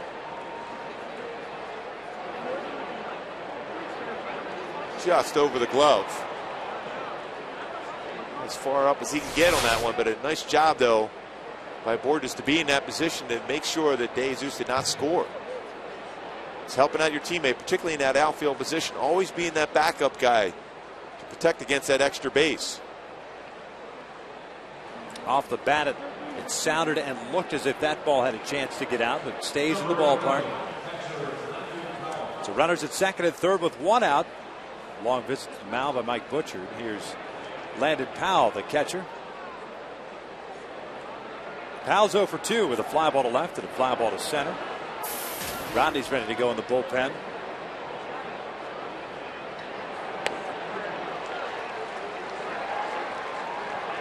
That was a good, hard slider. Great location. And you always want to be on the inner half, first pitch, in an RBI scenario for a strong hitter. So they want to get their arms extended.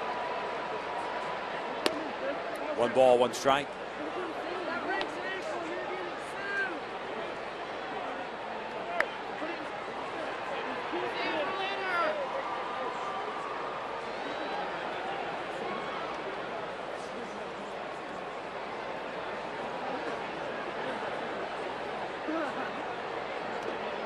Nice job by Hank keeping that ball in front of him. Powell ahead of the count of 2 balls and 1 strike. De Jesus had a leadoff single to start the 6th inning. He's over at third base. That might have been more of a curveball. Conger did a nice job not only getting his body in front, but had the glove down between the legs to make sure it didn't get underneath him. There's De Jesus. Sweeney, who has his 4th double now on the year, is at second base. Decent speed on the bases for Oakland. Another good breaking pitch. 2 balls, 2 strikes. Now you can think of the strikeout. Mike Butcher went out there probably telling Irvin, let's get an out here. Even if it means getting a run across, you're still up by 2. But now with 2 strikes on a batter, you can think in the lines of a punch out.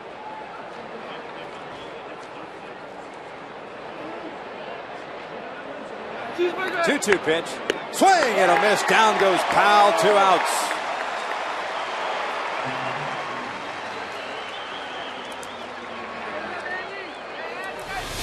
Got that 2 strikes on, then a nasty breaking pitch. Got the big punch out. Boy, talk about getting on top of that slider. This is a tight, sharp slider. Powell out in front, swing and miss. Again, the focus really has to be here. You got that clutch out there with 2 to get the second out. Now you have to really focus in to get Ellis. Fouls off the first pitch for strike 1. Ellis twice is grounded out, once to third and once to short.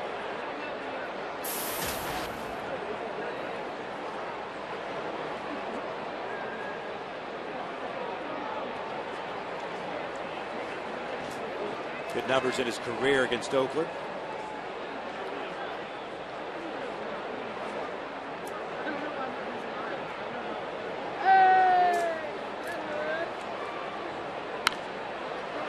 Ahead of the count and no balls, 2 strikes.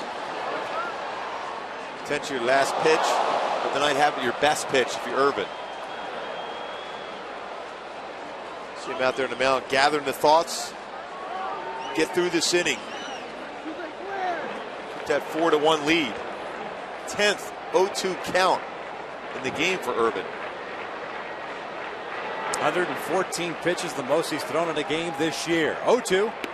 Trying to get him to chase that slider. Good idea. 1 ball, 2 strikes. Great spot. You can go right back with that same pitch.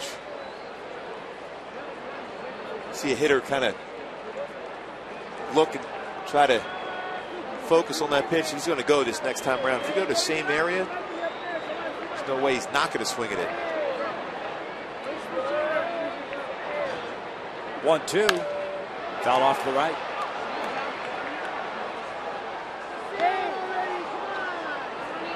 It's fun if you see a hitter tracking that pitch. All of a sudden you can go right back again. He's going to track it once, think you're not going to go there. You can go right back to that same spot, and he more than likely will be swinging at that pitch.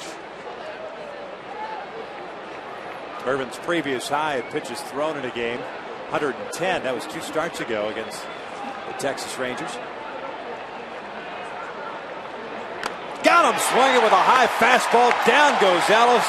And a terrific job by Ervin Santana getting through some potential damage. We head to the bottom of the 6th inning with the Angels still on top.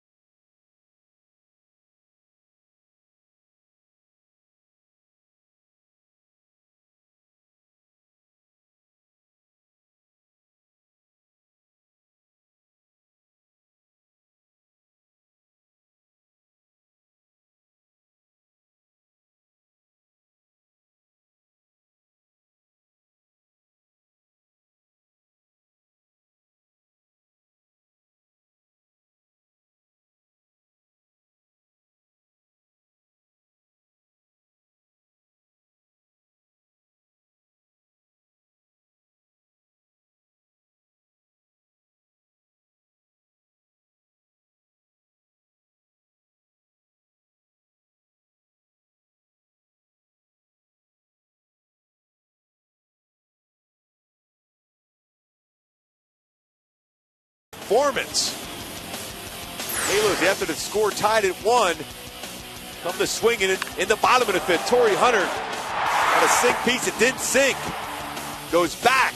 Then Callaspo, same type of pitch, goes back again for back-to-back jacks. There's our Jaguar before. Torrey kind of knows where the camera's at, huh? Every once in a while. That is a professional athlete right there. Oh, no question. That big smile of his. Ibar drops the bunt on the third base side. A beautiful bunt. Put it in your pocket. You're not going to get him. Infield single for Eric Ibar to lead things off here in the bottom of the 6th.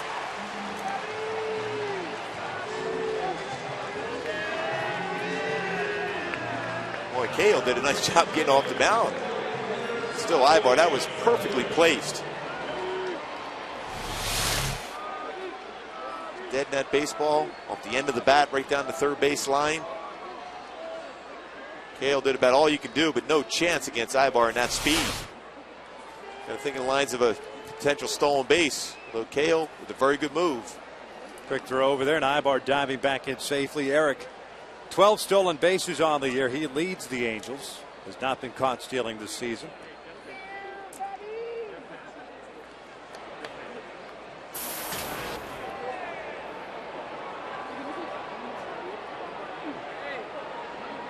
Ibar takes off. They pitch out. The throw down from Powell is in time.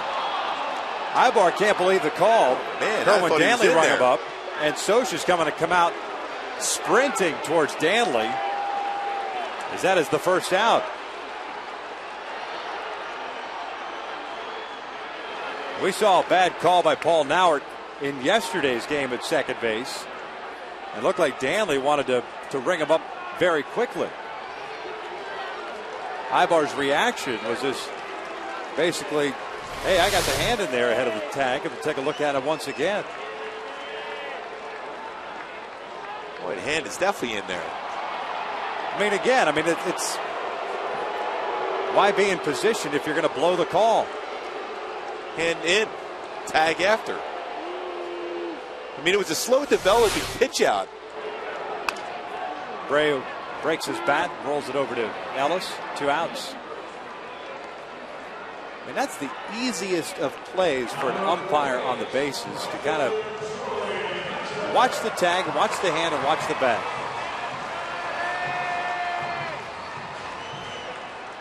I mean, you could see Ibar just saying, I got my hand in there before the tag was applied. Changes the whole complexion of the inning. All of a sudden, you'd have man on second, no outs. That ground ball there advances him to third base with 1 out. I mean, you got broadcasters sitting next to you for the other team saying that he was safe. Kind of validates your point. Yeah, they would more than likely would think, well, yeah, he was out. But no, they clearly, I mean, he had a decent jump. And like I said, it wasn't like it was a pitch out, but it was a slow-moving pitch out, as if they didn't think he was going to go. Breaking ball is into Torrey. 1 ball, 1 strike. Powell took a while to release that baseball.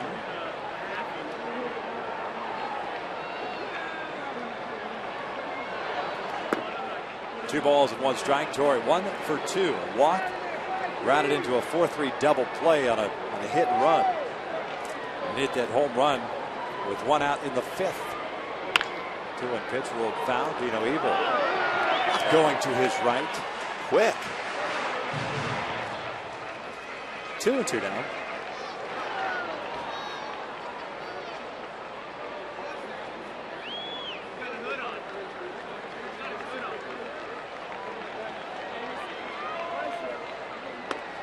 And he gets Torrey here with that high fastball, and that will end the inning. No runs to hit, nobody left on. Through 6, Angels still on top 4-1.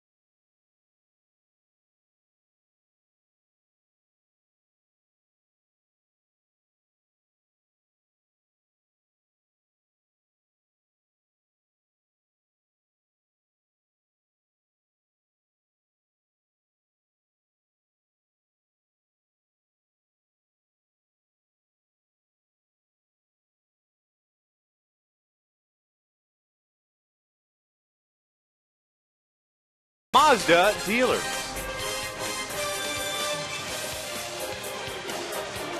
Well, we've reached the 7th here on a beautiful night for baseball. Wednesday night here. 3rd game of this 4-game series. The Angels on top.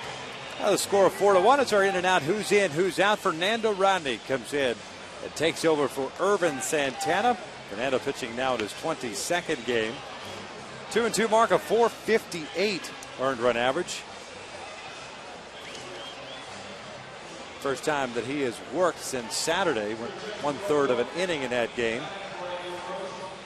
And he takes over for Ervin Santana, who had 6 innings tonight, 6 strikeouts, 2 walks, 6 hits allowed, 1 run. It was earned. Well, he had very good stuff. And the pitch count got high for him, but the reality is some of his best fastball and movement on the fastball throughout the game.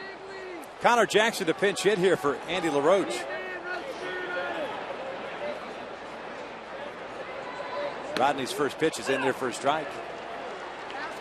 LaRoche ends the game going 1 for 2 with a base hit and a run scored. Connor hitting .255 with a home run and 12 runs batted in. He got to start at third base in Monday's game. Went 1 for 4 in that game. Gets jammed here. And Rodney ahead of the count at no balls, 2 strikes. How many times have we said that tonight? It's that 11th time.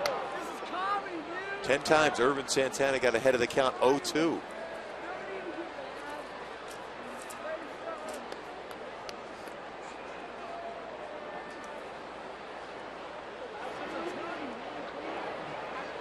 0-2 upstairs.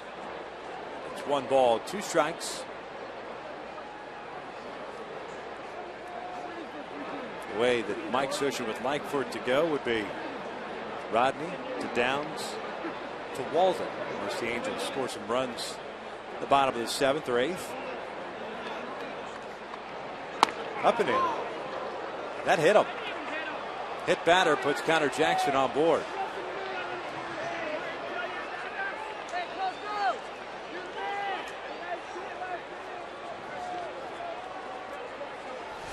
Overthrowing that fastball.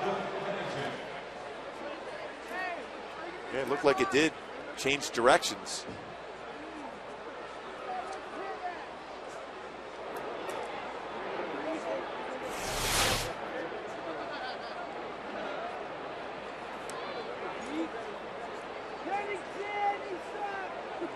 There's Cliff Pennington, a couple of base hits. He takes a fastball down and in.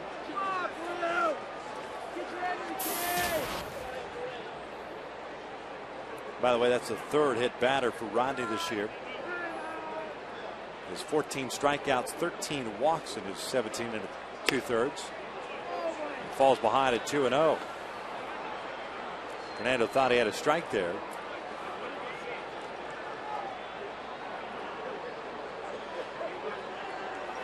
Hisanori Takahashi is up and loosening.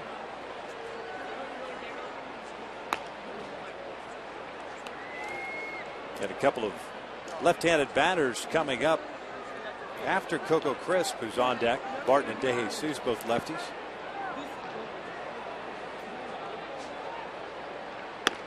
Two and one.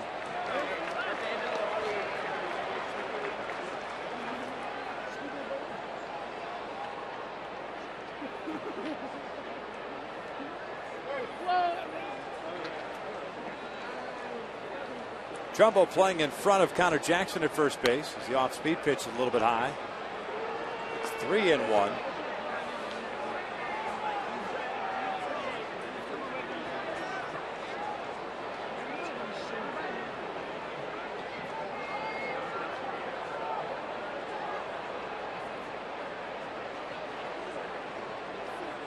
Ground ball to second base. Amarista feeds Ibar for 1, relay to first. Low throw, dug out by Trumbo. Double play.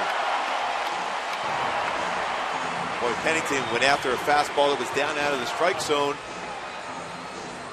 Result ended up being a nice double play turn. Races to flip over. Ibar with the low throw, but Trumbo picks it up. First base for a 4-6-3 double play again. Pitcher was down. Would have been first and second, no outs. Instead, there's no one on with 2 outs. Leadoff man Coco Crisp at the plate. He had an RBI double in the 5th. 1 for 3 night for Coco. Swings and foul tips that pitch. The RBI for Crisp is 17th on the year.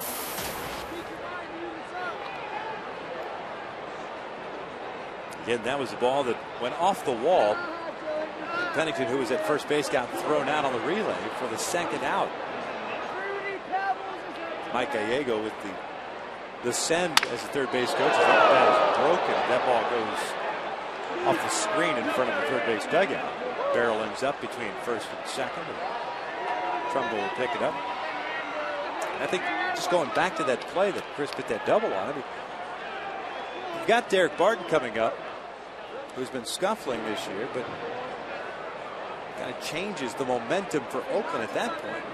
2 outs and a man at second as opposed to 1 out, runners at second and third base. I think when you talk to third base coaches, they're more apt to be more aggressive when a club is struggling to score runs, especially with a guy on the mound like Irvin, who was throwing the ball well. More apt to take a chance. It's like Dino Ebel will take more chances because the club is struggling to score runs himself, the Angels. So you will take that shot and force the other club to have a perfect relay, and that's what the case was. Still 0-2. Coco Crisp got a fastball on the inside part of the plate on that last pitch.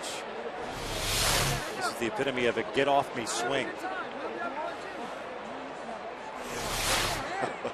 Running in on him. Fouls this one back. That one and Kurt Suzuki's swing against Jordan Walden on Monday night. That was a pretty good one. Yeah. That was one of those fastballs that just kept running in. Like a freight train coming at you. That was the type of swing as if you're playing in the Northeast somewhere and it's like 40 degrees with an aluminum bat and you wanted no part of having your hand sting. Chris goes around on the off-speed pitch. That will end the seventh. Seventh inning stretch time here at the Big A. The Angels leading it 4-1.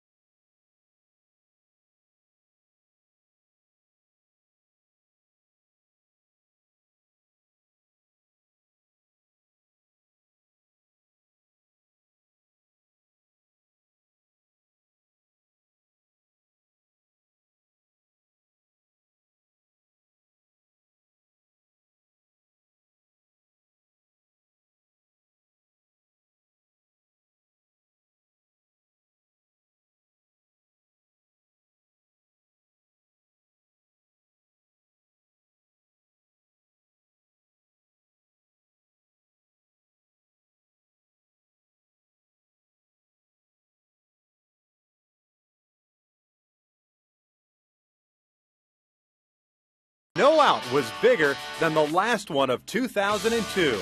When that ball was hit, I think I had my hands up before that thing got out of the infield. I knew that thing was getting caught. The next thing I knew, I had Benji Molina on my back and another 800 people, I think, after that. I didn't even get to see a whole lot of the celebration because I was down on the bottom of the pile trying to get them off of me. Bottom of the seventh inning, the Angels on top by the score of 4-1. Boy, Percy could bring that fastball. 97, 98. He had a great curveball. He just didn't really have a good feel at times for it. But talk about a guy that would just go out and challenge you no matter what. Well, he goes 7 to 98. From one Percy to another. What a segue. Yeah, David Percy, the left-hander, comes in for Trevor Cahill. Percy, 13 games, no record of .415 ERA. He's got a good fastball, too. Yeah. 93 to 95, but again, doesn't command the strike zone real well. Connor Jackson stays in the game. He's over at third base. Percy takes over for Cahill, went 6 innings. Gave up 5 runs, all earned on 10 hits, 2 home runs, struck out 4 and walked 5. Not a Trevor Cahill-like performance. Percy to face Callaspo, Trumbo, and Conger here. 3 right-handed batters. His first pitch is down and in. It's 1 ball, no strikes. Did already say Percy was with the Blue Jays early on. As Callaspo shoots one to right field, De Jesus is there. He'll make the catch. Here's out number 1.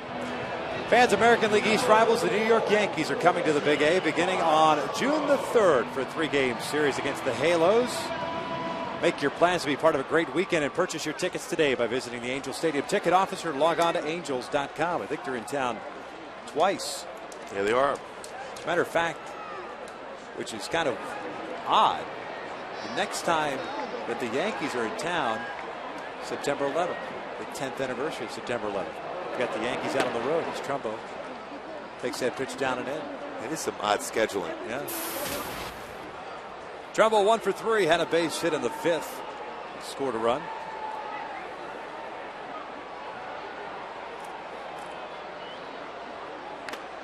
Fouls that one back. It's 1 ball, 1 strike. And as I was saying about Percy with the Blue Jays, no record of .415 ERA. Oakland claimed him.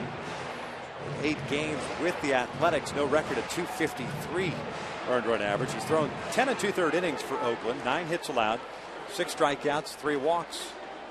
He's one of 3 left-handers that Bob Guerin has in the bullpen to go with Brian Fuentes and Craig Breslow.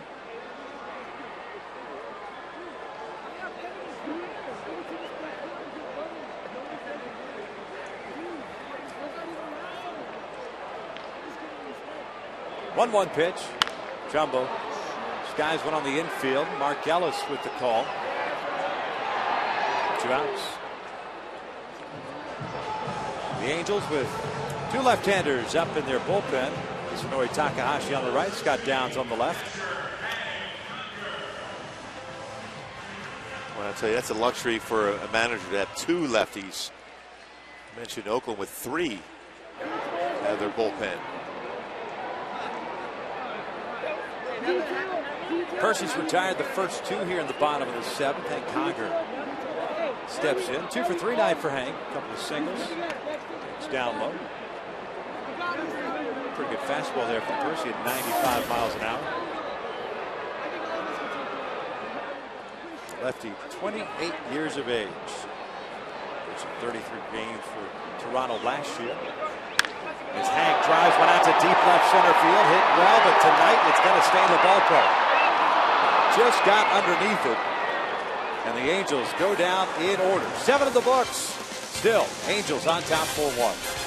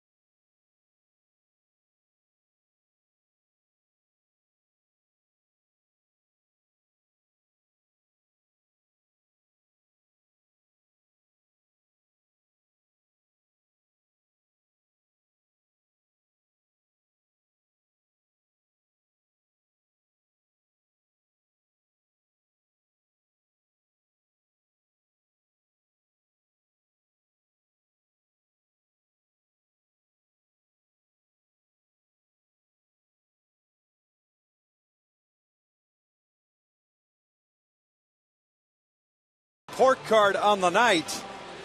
Ervin Santana, 6 innings, 6 hits, 1 earned run. He's allowed 1 earned run in his last 18 innings of work. The Angels back-to-back home runs in the 5th. Torrey Hunter and Alberto Callaspo. First multi-homer game since April the 20th. And here in the top of the 8th inning, Scott Downs takes over with a 4-1 lead. Well, he's been a strike thrower. He's coming out of the bullpen for the Halos. Not overpowering, 86 to 88 range, but good sink action. Will pitch inside effectively. Good slider, good changeup. 2-1 mark, a .66 ERA. Scott pitched in Monday's game, went 1 inning, allowed 2 hits, but no damage. Got 3 ground ball outs facing Derek Barton here, and the first pitch is down and away. Gets a lot of ground balls back to him. He's had to field his position very well so far this year. Barton's 0 for 3, a couple of strikeouts and a fly ball to center.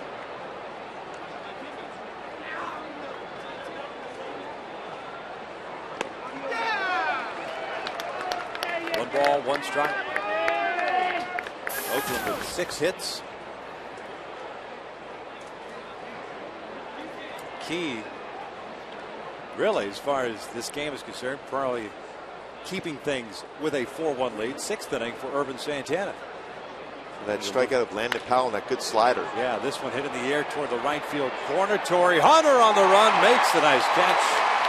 And there is out number 1. Well, Torrey had to go a long way. Top hand swing. Going a long way. Read that ball well. Looked it right in the glove to get that all-important first out. And the high five to follow. Quick first step for him. Make the play. Another left-handed batter, David DeJesus, stepping in with 1 out, nobody on.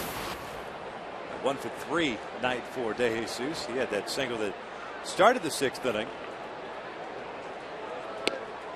Oakland eventually had runners at second and third with 1 out. And Santana struck out Powell and Ellis. Irvin striking out the side in that 6th inning.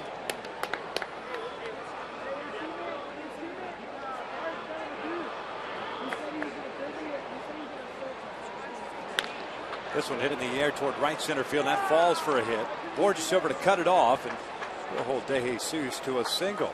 Hey, subscribe to MLB.tv today to see every Angels game live or on demand on your computer, as well as your favorite devices. MLB.tv Premium lets you enjoy HD quality home and away coverage, multi-game view, and the ability to pause and rewind live games.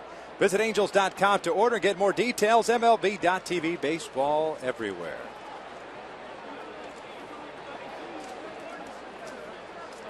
Just about time for night-night. Right, Gooby? Nice and warm. Get your onesie on already. Oh, yeah.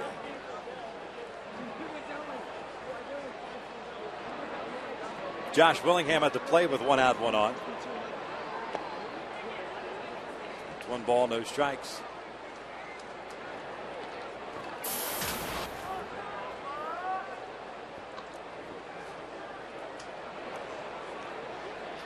Willingham 0 for 2, drew a walk in the second.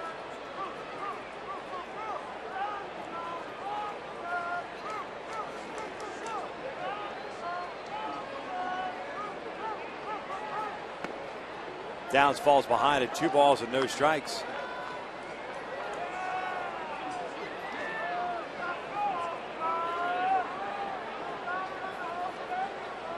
Get out of here!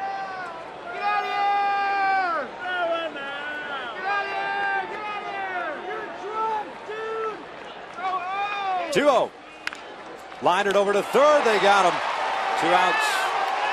DeJesus stayed close enough to the bag where he was able to get back. And he'll have enough movement on that fastball to get the line drive, but not hit very well because it was inside. 2-0 pitch, fastball count, and it cut the fastball in on his hands. Callasco able to make the play.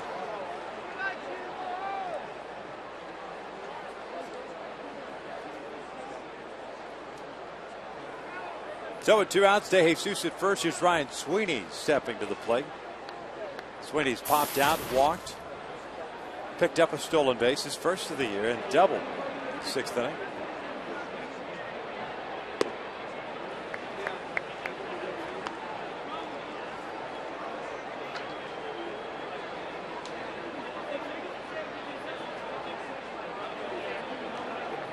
Tomorrow an afternoon game at 12:35, wrapping up this 4-game series. The Angels then travel after the game to Minneapolis. 3-game set against the Twins beginning on Friday night. Then off to Kansas City Monday, Tuesday, and Wednesday of next week. This one grounded toward the middle. Amarista with a diving stop, goes to first. Got him.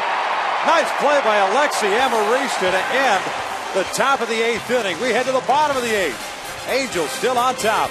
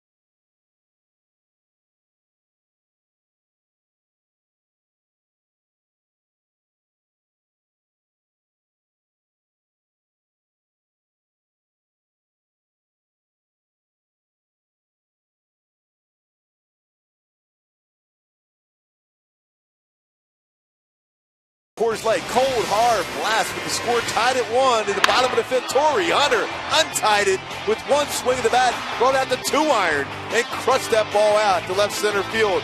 His second home run on this homestand.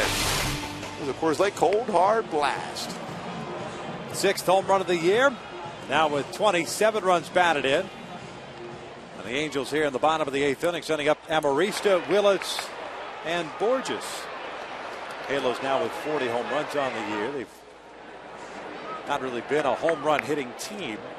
They had 23 in the month of April, and with the 2 here tonight, had 15 in the month of May.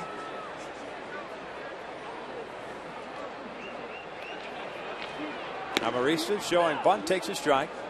Alexi 2 for 2, a couple of singles and a walk. Did that terrific play to end at the top of the inning.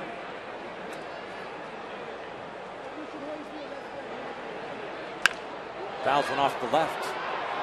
Percy ahead of the count at no balls, 2 strikes. Percy had a 1-2-3 7th inning. Well, Maurice's had an overall very good game. Those 2 hits, a walk, some outstanding defensive plays. Good relay to the plate.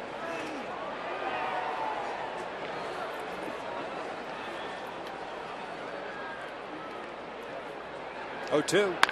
Fouls this one off again to the third base side and out of play.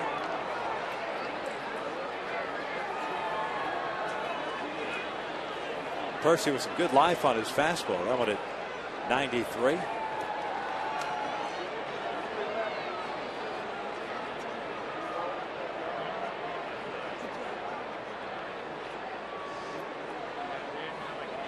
Up and in.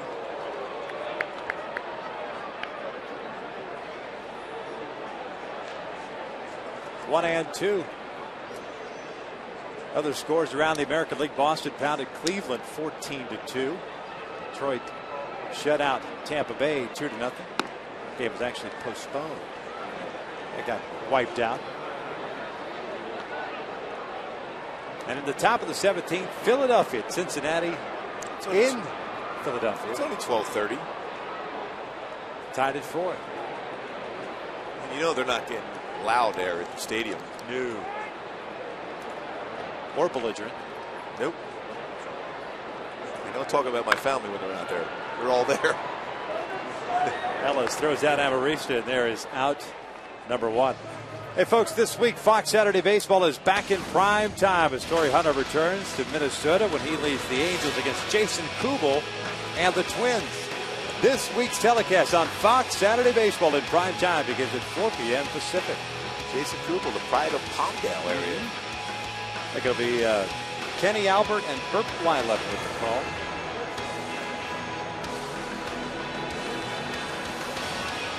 He's getting ready. He's going to think he's going to be on prime time one of these days. He's contemplating that 2-2 pitch. Reggie Willis takes a strike. Should I turn that over and sink that fastball? Whatever I throw here, I'm going to have to throw it 3-2. So feel pretty confident. Reggie 1 for 2, had an RBI double in the 5th inning. His first hit, first RBI of the season. In the hole here, no balls, 2 strikes. That was a big hit. Good for Reggie. Expanded the lead and talk about the add-on. Separate yourself from the opponent. At that point, just 3-1, made it 4-1. Big at bat for him.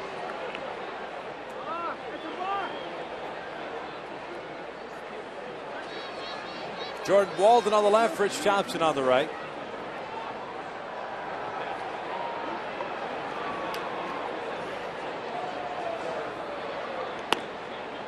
One ball, 2 strikes.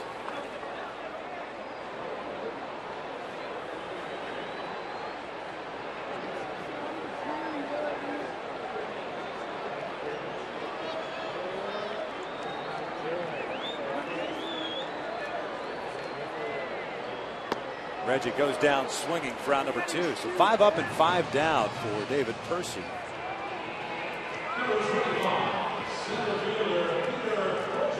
And here comes Peter Borges.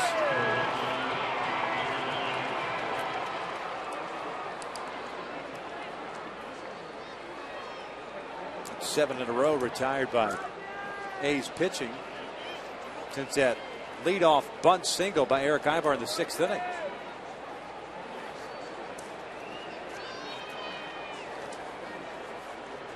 Peter pulls one down the line, just foul.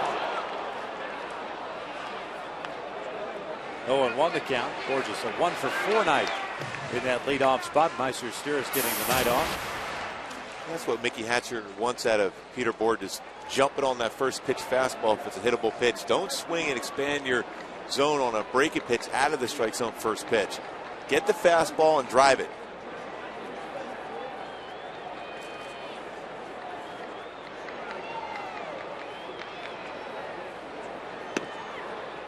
Turned over the off-speed pitch there, and it snowballs 2 strikes. Mentioned that Texas beat Chicago 2-1. Seattle shut out Minnesota 3-0. Baltimore continuing to beat up on Kansas City. They won tonight 9-2. It's 1 ball, 2 strikes on Borges. And the Yankees defeated Toronto 7-3.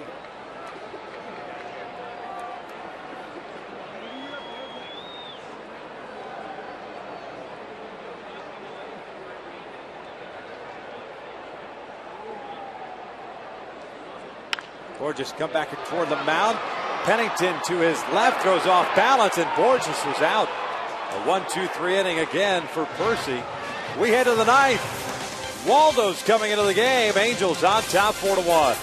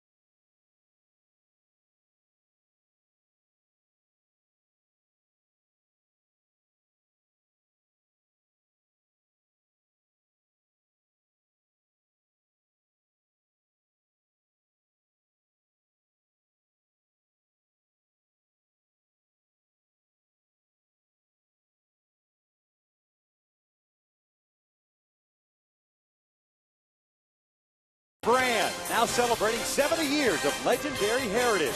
And by 76 gasoline, we're on the driver's side. Top of the 9th inning, 4-1 Angels. Want to remind you that on Saturday, June 11th, pop sensation Taio Cruz will kick off the post-game summer concert series presented by SRS Labs in association with Budweiser. Purchase your tickets today at the Angels Stadium ticket office or by logging on to angels.com/concerts. Taio Cruz after the game on Saturday, June 11th.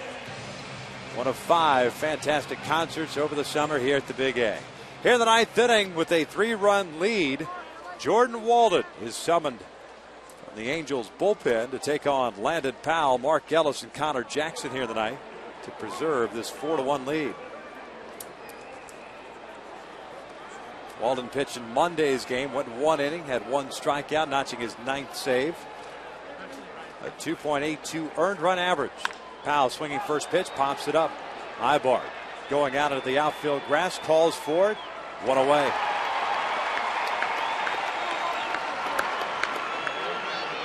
Always nice to get that 1 pitch out. Closer thinking line to finishing this game off, and still the low pitch counts be available for the day game tomorrow. So challenge with that fastball. A great fastball, nasty slider, and a very good changeup. He's developing that as he's going along here in this closer role.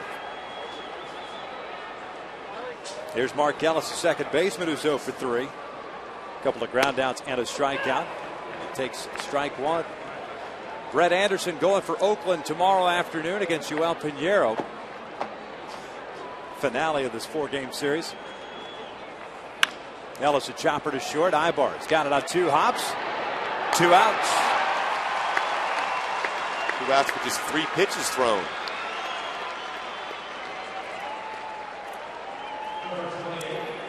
So the A's down to the last out. Ervin Santana in line for his 3rd victory of the year. Back-to-back wins it would be for Santana after getting that complete game shutout on Friday. Well, Cahill did not have his best stuff today, and the Angels made him pay for it. 10 hits and 2 home runs. Connor Jackson swings and lines one to left field, and it's a 2-out base hit. Jackson pinch hit in the 7th inning, was hit by a pitch from Fernando Rodney. Picks up a knock here with 2 outs in the 9th, so he's 1 for 1. Keeps the inning alive for Cliff Pennington.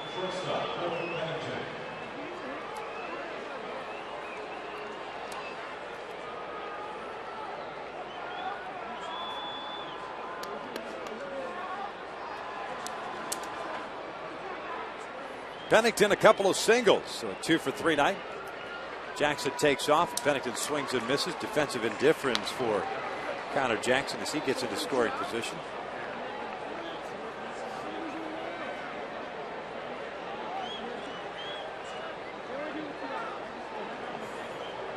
Oh, 1. Breaking ball outside. 1 ball, 1 strike.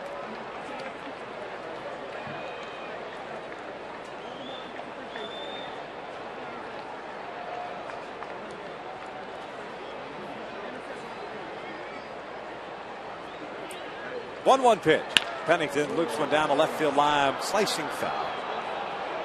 And it's a ball and 2 strikes now here on the Oakland Athletics shortstop. A 99-mile-an-hour fastball, chance for Walden to pick up his 10th save right here.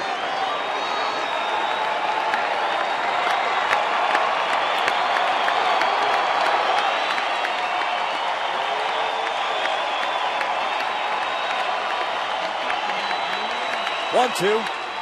Fouled off to the left.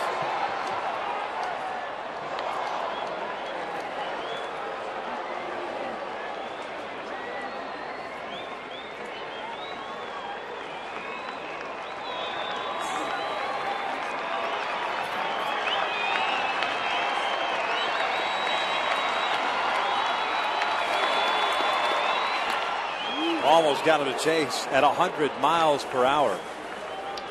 Evens the count at 2 balls, 2 strikes. Some serious cheese. With a very good arm.